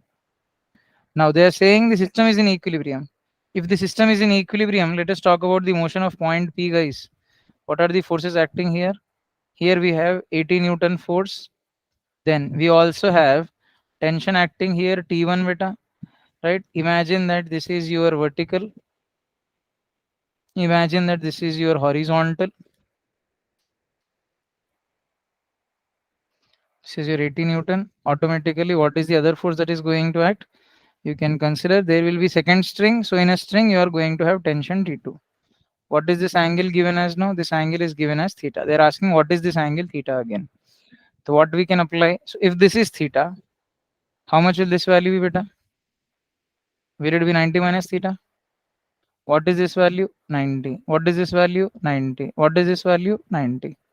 Okay, now you see, because it is in equilibrium, we have three concurrent forces acting.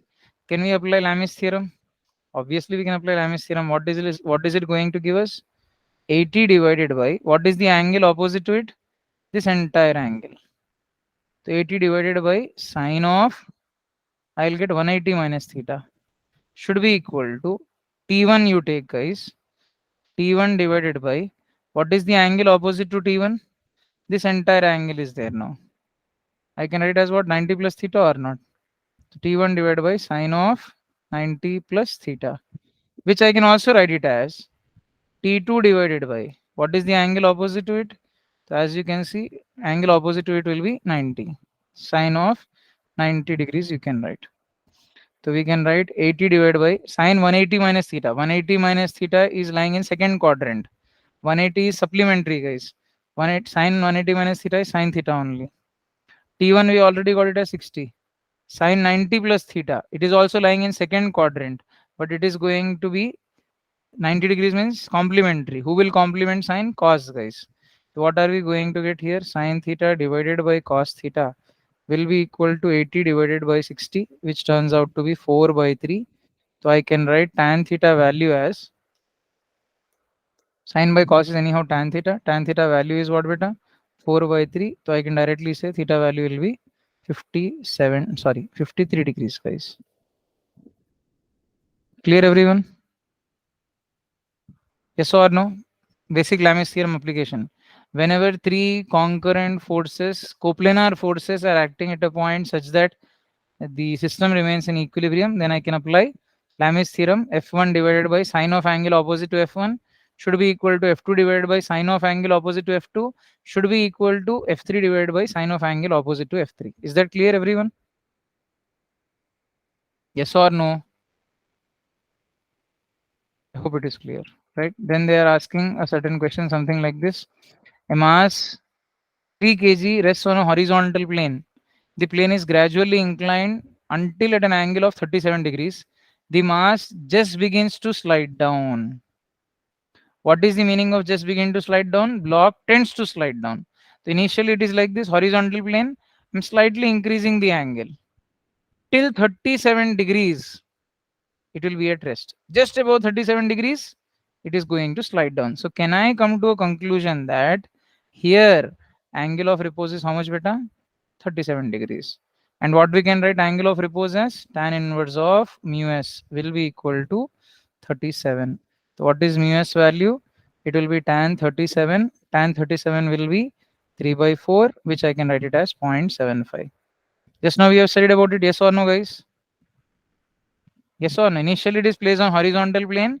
Just slightly increasing the inclination till 37 degrees. It is at rest. At 37 degrees, it is tending to slide down. Maximum angle of inclination for which block placed on a rough inclined plane remains at rest will be called as what? Will be called as angle of repose. So here angle of repose can be taken as 37 degrees, and angle of repose, expression for angle of repose is tan inverse of mu s, which we can write it as 0.75. Clear, everyone? Yes or no? Laws of motion is all about identifying the forces, drawing free body diagram. If there is any net force, the resultant force will be mass times of acceleration. Next question, let us see. A box of mass 20 kg is connected to a mass 2 kg through a light string and an ideal pulley. Coefficient of friction between the trolley and surface. Trolley between the box and the surface. This is box and the surface, guys. Between the box and the surface, let us say, is how much? Is 0.05. What is the acceleration of the block they are saying, guys? Right, so it's a very simple logic again, because they are directly connected, guys. By whatever distance 2 kg will move down, by the same distance 20 kg will move forward. Yes or no? So by whatever velocity 2 kg is moving down, 20 kg will also move with the same velocity. So with whatever acceleration 2 kg is moving, 20 kg will also move with the same acceleration. So let us draw the free body diagram. Very important case. For the block, we will first draw, guys. What are the forces that are going to act? First of all, its weight will be acting, right, which is small m into g. You can write it as 2 into 10, which is 20 Newton. Okay. Also, because it is connected to string, it is only one string, massless string, guys. So you are going to have only one tension. You can say tension is going to act. Where is it sliding? It is accelerating in downward direction. In whichever direction you have acceleration, in that direction you are going to have net force, guys. So if I write the equation for net force here, what will I get? I'll get it as 20 minus whichever force is in the direction of acceleration, positive, opposite direction of acceleration, negative. So what we can write? 2a value will be 20 minus t. This is one of the equation. Now what I will do? I will draw the free body diagram for the box, guys. Because it has some mass, automatically what will be acting? Its weight w dash we can say is acting. It is m into g, you can write, which is 20 into 10, which you will get it as 200 Newton. Also, because it is connected to the string, you will have tension acting T here, guys. Now, where is weight acting? Weight is acting on the surface. So it is the action given by the box on the surface, right? So will surface keep quiet? Obviously not. What is it going to give? It is going to give back a certain reaction called as normal reaction, guys. Now, the acceleration of this block is towards right. So relative to the surface, the box is going to move towards the right. So automatically what is going to act beta? Here we are going to have friction, which is because there is in motion, we can write as Fk value. Clear all of you? Now, in vertical direction, will there be any motion? No, block is sliding. So what we can write here? Normal reaction will be equal to Fw dash, which will be 200 Newton. Okay. Now what will be net force in this case? You will write it as T minus Fk. What is net force? 20 into acceleration will be equal to T minus, we can write Fk value as mu k into n. So 20 into acceleration will be T minus, mu k value is how much beta? 0.05. Means 5 into 10 power minus 2 you can write. Into 200 you will get. Right? So I'll get it as 10, guys. Okay. So from this, what we can write tension value as? They are asking us to find acceleration, guys. So from here, can I write tension value as 20 minus 2a? So what I will do, I will take this tension and substitute in this. So what are we going to get? 20a will be equal to 20 minus 2a minus 10. Yes or no? So what will I get here? If I send this on the other side, 22a will be equal to 10, implies acceleration will be equal to 10 divided by 22, which will be 5 by 11 meter per second square. Clear, everyone? Identifying the forces, drawing the free body diagram. If there is any net force, right? Net force will be given as mass times of acceleration. Clear? Yes or no? I hope it is clear, guys. What they are saying, cyclist is speeding at 20 meter per second on a level road, taking a level circular turn of radius 200 meters without reducing speed. What is the minimum friction between the tires and road so that cyclist takes turn without slipping? So what should be the speed here? Without slipping means the speed should be less than or equal to maximum speed. So what is the maximum safe speed on a rough horizontal surface? Mu into r into g. So what we can write here, v square value should be less than or equal to mu into r into g. Mu value they are asking should be greater than or equal to v square divided by r into g. So mu value should be greater than or equal to 20 square divided by 200 into 10. So mu value should be greater than or equal to 400 divided by 2000. Mu value should be greater than or equal to 1 by 5. Should be greater than or equal to 0.2. The minimum value of coefficient of friction should be 0.2, guys. Clear? Maximum safe speed for the object to take maximum safe speed for an object to take a turn on a horizontal level road. What will it be? It should be less than or equal to Vmax. And what is Vmax value? It is root over mu rg, guys. So answer should be 0.2. Minimum coefficient will be 0.2, or in general I can say coefficient of friction should be greater than or equal to 0.2. Clear, everyone? Yes or no? An object to take safe circular turn, guys. The same manner, a rocket with lift-off mass 10 metric ton is blasted upwards, guys. Is blasted in which direction? Upward direction, with an initial acceleration of 2.2 meter per second square, it seems. So what is the initial thrust of the blast they are saying?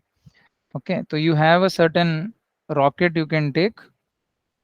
It is being blasted off. Mass is given again. So obviously what will be acting? Weight is going to act, which is m into g. Because of the thrust applied, it is accelerating in upward direction. Acceleration is also given 2.2 meter per second square. They're asking what is the initial thrust. Means there is some, see, while rocket tries to move up, guys, it is going to eject some gas. So it is giving some action in downward. It is ejecting out. Means it is giving some action in downward direction. So what will happen? reaction will act on it. Thrust is nothing but again force only, guys. Normal force we can basically say. So force is going to act.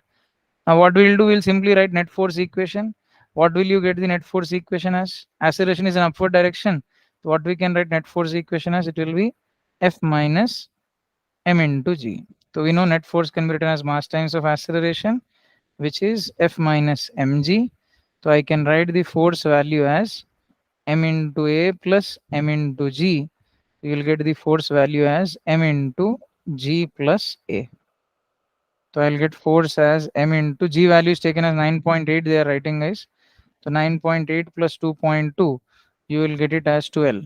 So m into 12 you will get. What is the mass given as? 10 metric ton is given, guys. So what is metric ton means? I can consider 10 cube kg. 1 metric ton is 10 cube kg, guys. Into 12 you will get, which will be 120 kilonewton. Clear all of you? So 1 metric ton happens to be 10 cube kg. Okay. So this is how, direct question again, net force is mass times of acceleration. Clear all of you? Yes or no? So while the gases are being ejected out, the rocket is applying some action on the gases in downward direction. So the gases are going to give a reaction in upward direction, guys. Clear all of you? Yes or no? I hope it is clear. Okay. Next question, let us see. A man of mass 60 kg stands on a weighing machine in a lift which is moving down and speeding up with acceleration 2.3 meter per second square. What will be the reading on the weighing machine? Usually, reading on weighing machine will be normal reaction, right? If there is no acceleration, then normal reaction will be exactly equal to weight, guys. So here in this situation, what is happening? It is the man is present in some elevator. Yes or no? So what are the forces that are going to act? Firstly, weight will be acting vertically downwards. Where will the weight of the man act? On the elevator. Will elevator keep quiet? Obviously not. What is it going to give? It is going to give a normal reaction. And where is this elevator moving? It is moving downwards with certain acceleration, guys. It is moving downwards with some acceleration, which is 2.3 meter per second square. They're asking what is the reading of the weighing machine. So always remember, reading of the weighing machine will be equal to normal reaction only. So in this case, again, I can write net force. What will be net force for this situation? Because acceleration is there, means net force will be there. So what is net force? Mg minus n. So what will you get here? M into A will be mg minus n. So what will normal reaction be, beta? M into g minus m into A. Usually we can write m into g effective because it is in downward direction. G effective will become g minus A. The mass is given as 60. G value they are saying 9.8 minus 2.3. Will it be 60 into 7.5 or not? Yes or no, all of you? So you will get it as 6 into, you can write 75 into 6, right? So you will get it as 450 Newton. Clear, everyone? Always remember, reading of any machine will be normal reaction value. And just like tension is given as m into g effective in vertical system, in the same manner, normal reaction will also be given as m into g effective, guys. Clear, everyone? Yes or no, all of you? I hope it is clear, right? Next case, let us see what they are saying in this situation. A truck starts from rest and has an acceleration of 4 meter per second square. So truck has got some acceleration. So any frame of reference attached with respect to truck, which frame will it be, guys? Is it going to be an accelerated frame of reference or not? They are saying a box is inside the truck, which is at 6 meters from open end. The coefficient of friction between the box and the truck is 0.1. How much time will the box take to slip out of the truck? If I take the truck something like this, let us imagine we have a certain truck in this manner. This truck is being accelerated, starting from rest, it is being accelerated with some acceleration given as 4 meter per second square. and there is a small block placed, guys. Small block placed at how much distance? 0.6 meters from the free end. This is a rough surface whose coefficient of friction is given as 0.1. They're asking after what time will it fall out of the truck. Please tell me any frame of reference attached with respect to truck. Which frame will it be? Very important case, guys. It is going to be a non-inertial frame. So whenever we are solving this question, let us say I want to solve this question with respect to truck. So what I will do when I am solving, again pseudo force we need to bring into existence, guys. If we are solving this question with respect to truck, first thing is what? We will stop the truck. Let us say mass of the block is small m. All that is not given. Let us imagine mass of the block is small m. So what are the forces that are going to act? Weight will act mg. Where is weight going to act? On the truck. Will truck keep quiet? Definitely not. What is it going to give, guys? It is going to give back a normal reaction. With respect to truck means, what is the condition? You will first stop the truck. And what we should give beta? Whatever acceleration is there to the truck, I need to give it to the object. In which direction? Opposite direction. Will I only give acceleration? No. I am going to multiply with its mass also, guys. So what will this force be? M into A. This force M into A happens to be pseudo force. Was it really existing? No, it came into picture when I was solving the problem with respect to truck, guys. Now you see, relative to the truck, there is a certain force acting pseudo force. What will this force do? Will it try to move the block along negative x direction or not? There is rough surface. Whenever rough surface is there, friction will act, guys. So relative to the surface, where is the force acting, or where is the block tending to move? Towards left. So how will friction act? Friction is going to act towards right, guys. Which type of friction? Again, initially it is at rest, so we can say this is also at rest only. So kinetic friction is going to act, guys, when it is in motion. Right now they are asking the coefficient of friction. How much time will the box will take to slip out of the truck? Okay, so what is the distance it has to travel? 0.6 meters.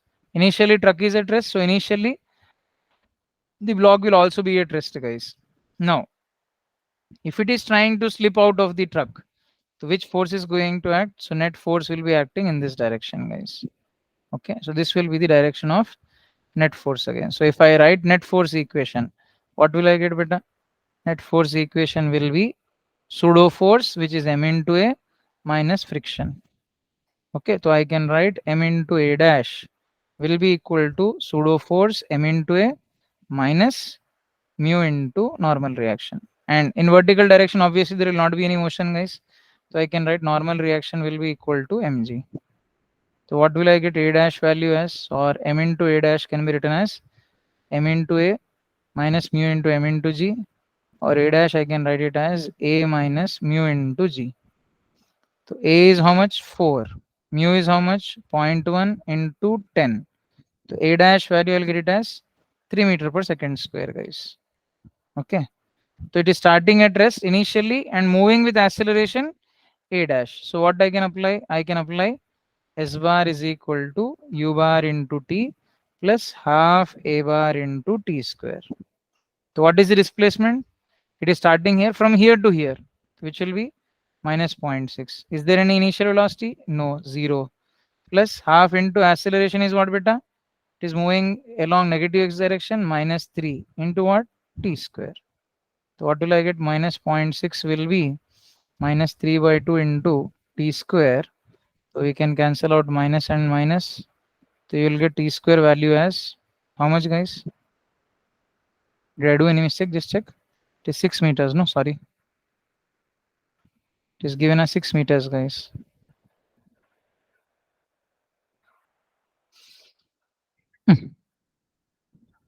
Here you can take minus 6 and minus 6. Right. So what will you get t square value as? You will get it as 4, I believe. So after what time it is going to slip out of the truck? After 2 seconds, it is going to slip out of the truck. Is that clear, everyone? Very important question of non-inertial frame of reference. Definitely such type of questions will be asked, guys. Okay, so whenever you are solving the question with respect to truck has to be kept at rest. Because there is acceleration to truck, the frame of reference attached to truck will be non-inertial. Whenever we are solving questions with non-inertial frame, we are going to consider a certain force called as pseudo force, guys. I hope it is clear, everyone. Then, a cricket ball of mass 250 grams with a speed of 10 meter per second is hit back by a bat and returns with the speed within 0.01 seconds. Cricket ball is given with a speed of 10 meter per second, is hit back by a bat and returns with the same speed they are asking. With a speed of, okay, within 0.01 seconds, the force exerted they are asking. So what is force exerted? Force is exerted by the bat. On what, beta? On ball. So force exerted on the ball. What I can say? It will be change in momentum of the ball divided by delta t. What is change in momentum of the ball? It will be final momentum of the ball minus initial momentum of the ball divided by delta t. So what is happening in this case? Initially, it is being, so you can take some situation like this. If I assume this is a cricket bat, guys, assume that it is a cricket bat. So initially, what is happening? The ball is moving with speed u, and after it is hit back, it is again going to move with the same speed u, beta. Yes or no? So what would be the final momentum of the ball? I can write it as m into minus u, minus of here also I can write m into plus u divided by delta t. So what will I get here? Minus mu will get, which will be minus 2mu divided by delta t. Minus indicates it is going to be a reaction force, guys. So what will it be? Minus into 2 into 250 grams is 250 by 1000, which I'll get it as 1 by 4. What is the speed, beta? 10 meter per second. How much is the time? 0.01. So I can write it as 1 by 100 again. So what will I get? 2 ones. Anyhow, 2 twos you will get. 500 Newton should be the answer. The force exerted on the ball should be equal to 500 Newton. So minus is simply indicating the direction here. So where will the force be exerted on the ball now? It will be exerted along negative x direction. If they're asking you to find out what is the force exerted on the bat, what will it be? It will be plus 500. Clear, everyone? Yes or no?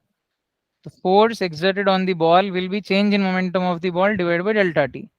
Who will exert the force on the ball? Bat. Minus is indicating the direction. In which direction is exerting? Along negative x direction. Clear, all of you? Yes or no? Direct question again based on impulse you can say, or you can simply write based on the definition of force again. Clear, everyone? Identifying the correct statement. Kinetic friction depends on area of contact for a given normal contact phase. Normal contact force it should be. Right? Always remember that regarding friction, there is one very important case, guys. We usually say it is independent of area, but friction depends on microscopic area of contact. It may be independent of macroscopic area of contact, but it will depend on microscopic area of contact, guys. So they are saying, identifying the correct statement, kinetic friction depends on area of contact for a given normal contact force. Not always. Microscopic area, it will depend. Macroscopic area, it will not depend. Okay. Coefficient of kinetic friction is generally less than coefficient of static friction. Yes, this is also correct statement. The magnitude of kinetic friction cannot be more than static friction. Yes, right. Coefficient of static friction does not depend on surface of contact. Coefficient of static friction does not depend on surface of contact. It is wrong, guys. This is wrong statement. Why? Coefficient of static friction does depend on surface of contact. If mu value is more coefficient, more roughness you are going to have. Magnitude of kinetic friction cannot be more than static friction. It is also correct statement. This is also correct statement. Kinetic friction depends on area of contact for a given normal contact force. It is also correct statement again, guys. right? But if they give macroscopic area, then you can say it is wrong statement. Out of these two, I'm getting two correct statements here. Coefficient of kinetic friction is generally less than coefficient of static friction. Again, if only one coefficient is given, then we will take both coefficient of static friction and kinetic friction to be same.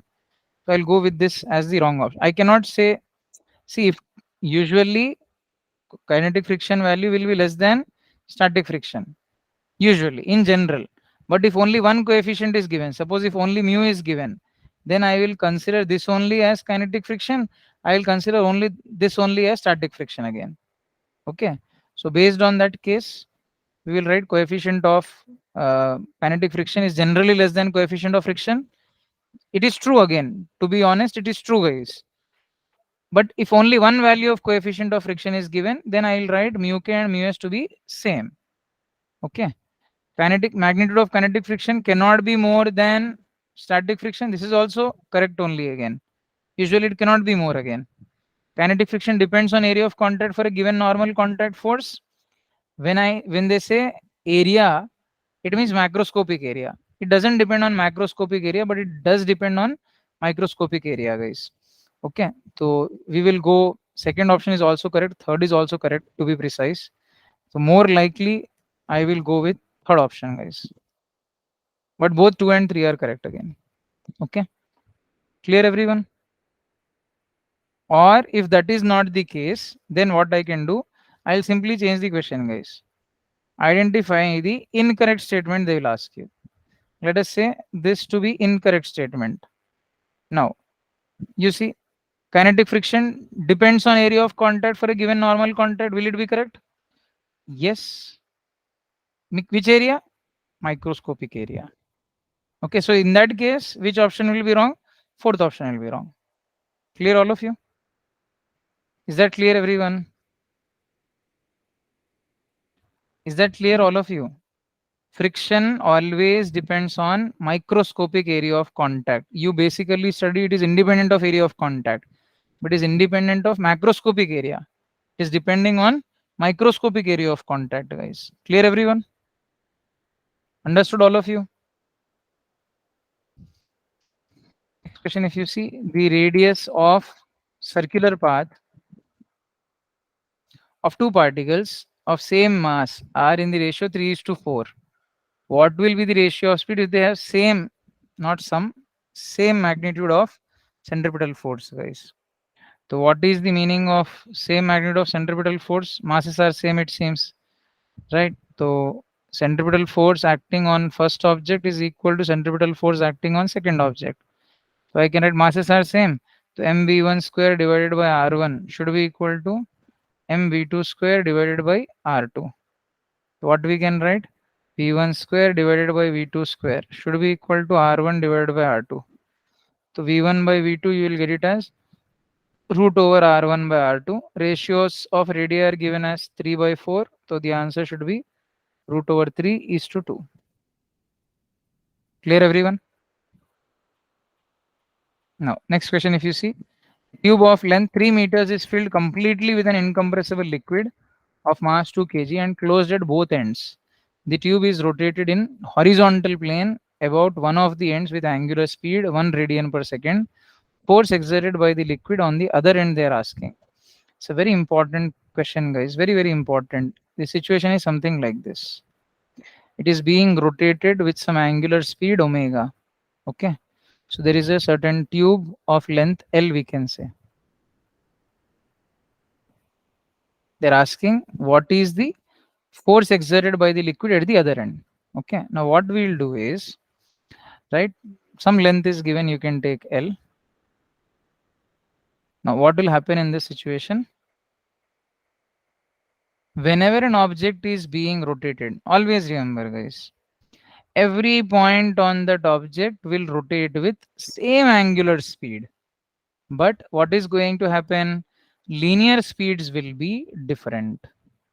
Because on all, see, if you take one element here, I'll take a certain small element over here, guys. I'll take a small element over here. Will this be rotating? Yes, it is going to rotate. Right? Let us imagine this element is at a distance x beta. and how much is its thickness? Let us say it is dx. So dx will be very small compared to x. So is this element going to rotate? Yes, it will be rotating about the axis. With what angular speed? Omega angular speed only. But this element is at a distance x. So centripetal force will be, you can write, let us imagine its mass is some dm, guys. So dm into x into omega square we can write. So every element, if you take, let us take the element here, x value will be different. So every element will be under the influence of same angular speed, but different linear speed and different centripetal force, guys. So what is the force exerted on this element if I say due to this liquid? This liquid will try to pull this element towards this side, guys. So what is the small force exerted? It will be given as dm into, right? In what radius it is rotating? X into omega square. So what is this df beta? What we can write m mass as? The total mass m is distributed in L length. Dm mass is distributed in dx length, guys. So I can write it as m by L into dx into x into omega square. So I'll get df value as m by L omega square x into dx. Now if I want to calculate the whole force, guys, what I'll do? I have to just perform integration. So what will I get f value as here? If I want to calculate the total force, what I'll do? I'll perform integration, right? M by L omega square x into dx. So what is the variable here, beta? X is the variable. X value should start from 0. At the other end, they are asking x value should be equal to L. So what will be the total force? M by L omega square is a constant value. I'll get integral x dx from where to where? 0 to L. So what are we going to get? M by L omega square. Integral x dx will be x square by 2 from 0 to L, guys. So I'll get it as m by L omega square. If you substitute the limits, you will get L square by 2 minus 0 square divided by 2. So this will turn out to be m by L omega square L square divided by 2. The total force will be given as half m omega square into L. So what will this force be? Half into mass is given as 2, omega is given as 1. So you can write 1 square and length is given as 3 beta. So how much force will be acting on the other end? 3 Newton. It's a very important case. Whenever an object is rotating, always remember every point on that object will rotate with same angular speed but different linear speed, and every element will have different centripetal force. Who will exert the centripetal force on this element? Whatever liquid is present over here, or you can say resultant of liquid present here and here, guys. So they're asking us what is the force exerted by the liquid at the other end, at this end they are asking. So what I need to do, I'll just perform integration, and basically remember in this case the force exerted will be half into m into omega square into L. Clear everyone? Yes or no? How did I write? Sir, how did you write dm as m by L into dx? Very simple. Total mass m is distributed in how much length? L length. Dm mass is distributed in how much length? Dx length. So what are we going to do? We are simply going to perform crisscross beta. So what are we going to get? M into dx will be equal to dm into L.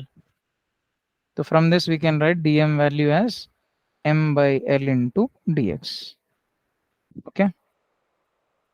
Clear everyone? Force by 2 kg block on 1 kg block is 4 Newton. This is given.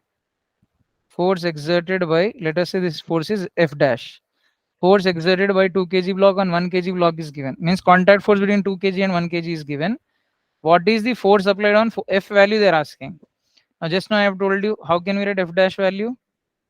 Mass on the other side. How much mass is there? 1. Divided by total mass. 1 plus 2 plus 4. Into what beta? The force applied F. So implies what will I get F dash value as? It is F divided by 7 will I get or not, guys? So what is F value here? 7 into F dash. It's already mentioned that F dash value is how much beta? 4. So our force applied will be how much? 28 Newton. Clear everyone? Yes or no? Just now I've told you, the simplest way of solving the question. Whenever they're asking contact force between 2 kg and 1 kg, what will it be? Mass on the other side divided by total mass into the force applied. Clear, everyone? Yes or no? I hope it is clear, all of you. Yes or no, yaar? Right. Let us do one more question. Two particles of equal masses are connected by a light inextensible rod of negligible mass. The rod is rotated about an end B in horizontal plane. The ratio of tensions in smaller part to the other. So what we will do first, we will take, let us imagine this is first mass, this is second mass. So I'm just trying to take the free body diagram of first mass, guys. So it is rotating, center is somewhere over here.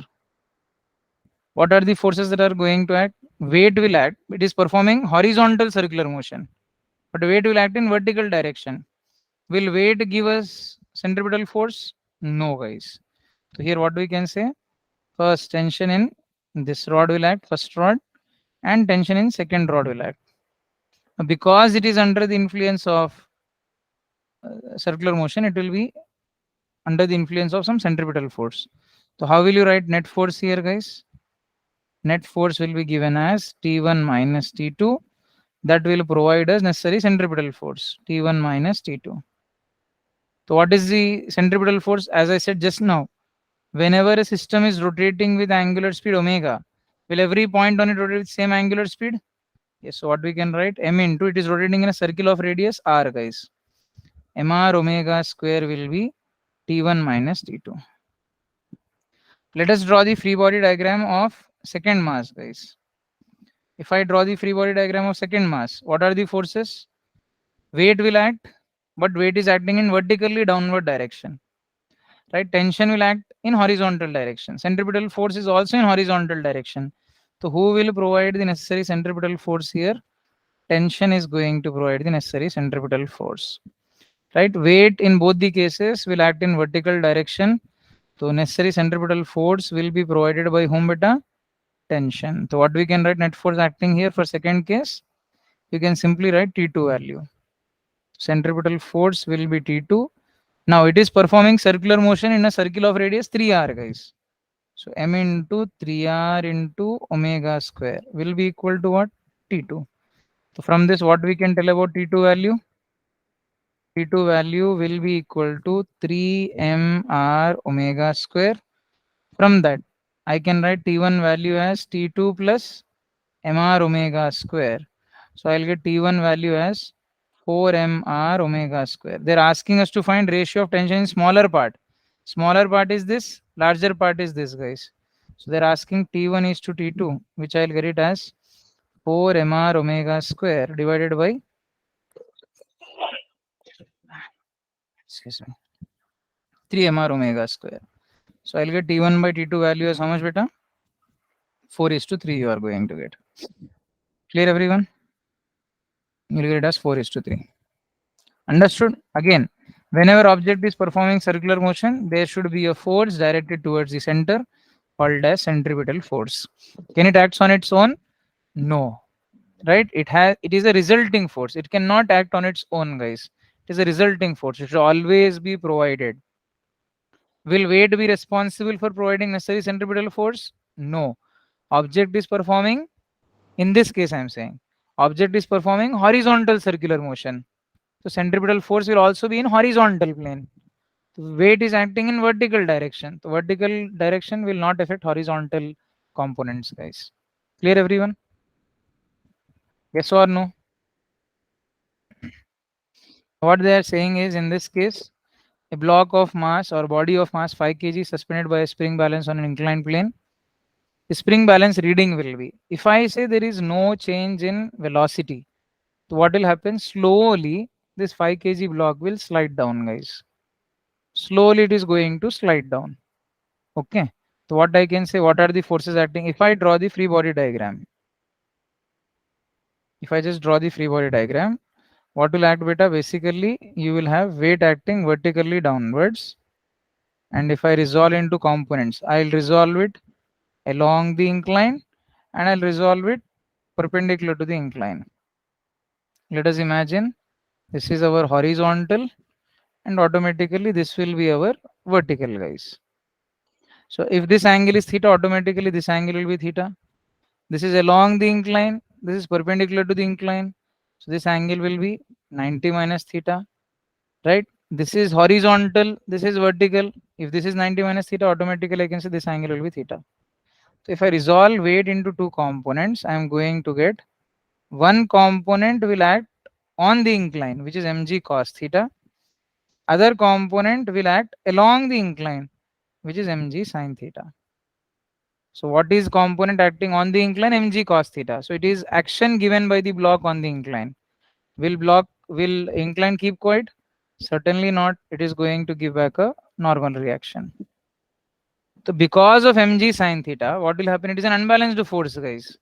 So in general, when the block is placed, will there be motion in perpendicular to the incline? No. So what we can write here, we can say normal reaction will be mg cos theta. But if you see mg sin theta is an unbalanced force. Is there any other force? Because it is a smooth surface, there is no friction. Mg sin theta is an unbalanced force. Because of mg sin theta, block will tend to slide down. So as it is sliding down, what will happen? Spring will get elongated. So when spring gets elongated, it will try to bring the block back to its original position. So if I say in equilibrium condition, I can write spring force will be equal to mg sin theta. Mass is given as 5, g value you can take 10, sin 53 you can take beta. So I'll get it as 50 into sin 53 is 3 by 5. You will get the spring force as 30 Newton. Clear, everyone? Understood, all of you? I hope it is clear. Because of mg sin theta, it will try to slide down, because of which the spring balance, or you can say the spring will get stretched. So what will spring do? It will try to restore the block back to its original position. Clear, everyone? Yes or no? Right. This question is very important, guys, which possibly would be the last question for the day. Position time graph of one-dimensional motion is given. The magnitude of each impulse they are asking. So what I'll do, from position time graph, we will first plot our velocity versus time graph, guys. Which graph we'll plot? We'll plot velocity versus time graph. From the given position time graph, we will plot velocity versus time graph. So what is it? Let us see. Now, from 0 to 2 seconds, right? Again, it is following a straight line. Straight line will have a constant slope. Slope of position time graph will give us velocity, guys. Yes or no? So this point is what? 2 comma 2. This point is what? 0 comma 0. So what is the slope here? 2 minus 0 divided by 2 minus 0, you will get 1 only. So what I can say, from 0 to 2 seconds, velocity will be constant, beta. Clear? From 0 to 2 seconds, what will velocity be? It is going to be constant. And how much value it is going to have? It will have plus 1 meter per second. Till how much time? Till 2 seconds, guys.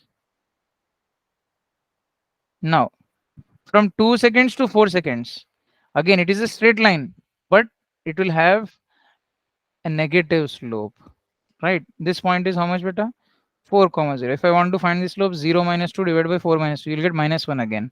So from which time to which time, beta? From 2 seconds to 4 seconds, if I take, what will the graph be again?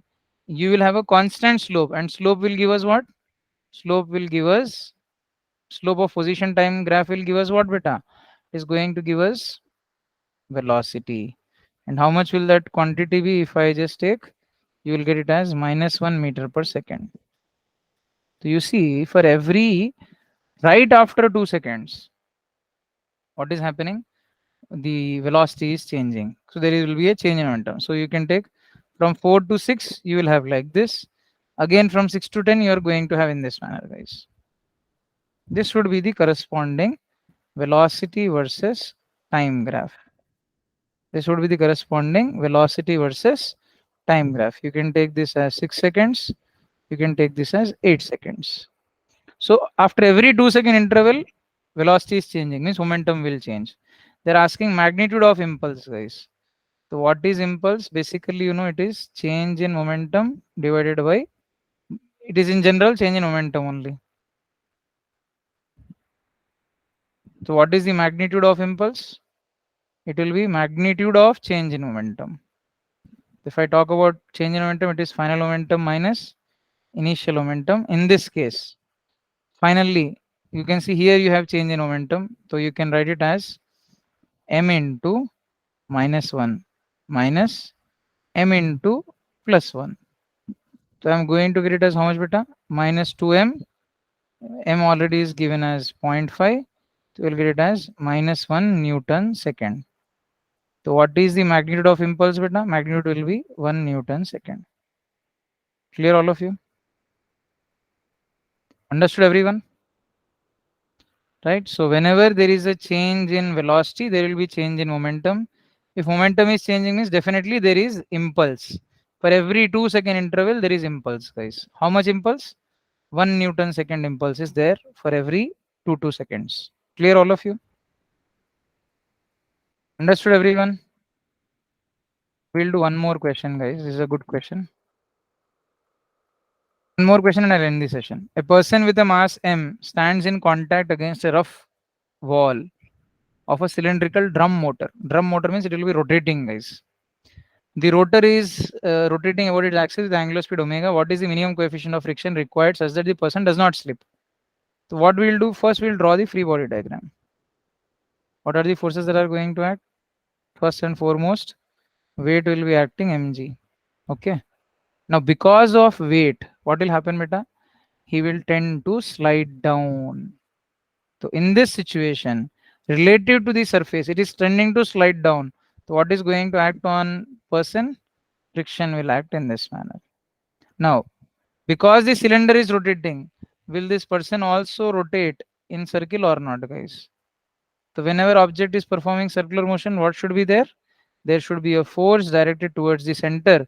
So here you can consider the reaction given by the wall on the man will provide us the necessary centripetal force. So who is providing? So obviously we can say mg and friction should cancel out each other. So mg value I can write it as mu times of normal reaction. So I'll get mu value as mg divided by n. Now what is the net force acting? It will be the reaction given by the cylindrical rotor on the man. Normal reaction you can take. So this will provide us necessary centripetal force, guys. What we can write? M into radius is r, and when the cylindrical rotor is rotating with some angular speed omega, every point on it will rotate with the same angular speed. So centripetal force can be given as mr omega square will be normal reaction. So you can directly take this normal reaction, substitute here. You will get it as mg divided by mr omega square.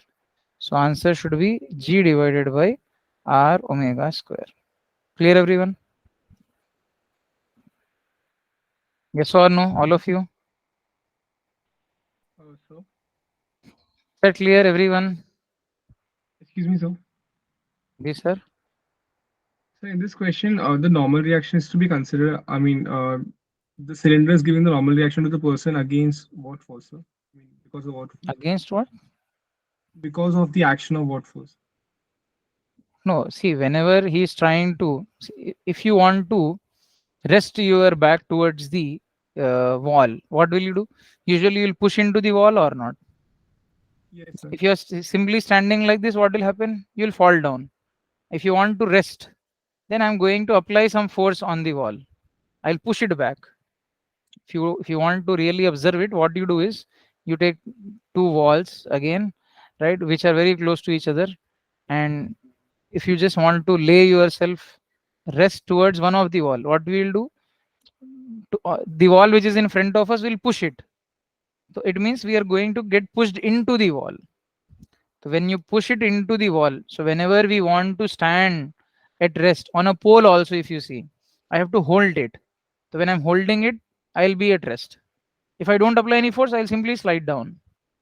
So here the reaction is given on the man. Why? Because if he is standing at rest in the motor, then obviously in order to stand at rest, he has to apply some force on the motor, which will be along positive. He has to push into the motor. So he's applying a force on the motor along a positive x direction. That is the reason reaction is going to be given, which is the normal reaction, which provides us the necessary centripetal force. Clear? So then why are we not considering that force in the free body diagram? Why will I consider the force on the free body diagram when it is not acting on the man? It is acting on the Yes. cylinder again. Man is applying that force on the cylinder. Yes or no? I am drawing free body diagram of the man. Free body diagram of the man will include all the forces which will act on the man. Is that force acting on the man? No, that is the force exerted by the man. So I cannot consider that particular force. Clear? Yes, sir, clear. Some more questions are there, guys. Maybe again half of the questions are left, I guess. So the problem is we are discussing each and every question again. That maybe right. Next chapter onwards, I'll see what better can be done so that by Sunday, whatever we were planned to complete, we will complete those. So although I've given dual nature 2 days, right? Nuclei 2 days, electron device 2.5 days, atoms 1 day, but I'll try to cover those chapters quickly, guys. Okay. So by giving a review, very simple review will be required for those chapters. So I'll try my best to complete those quickly, and I'll try to solve those questions which are unique again, or whichever I've already solved once.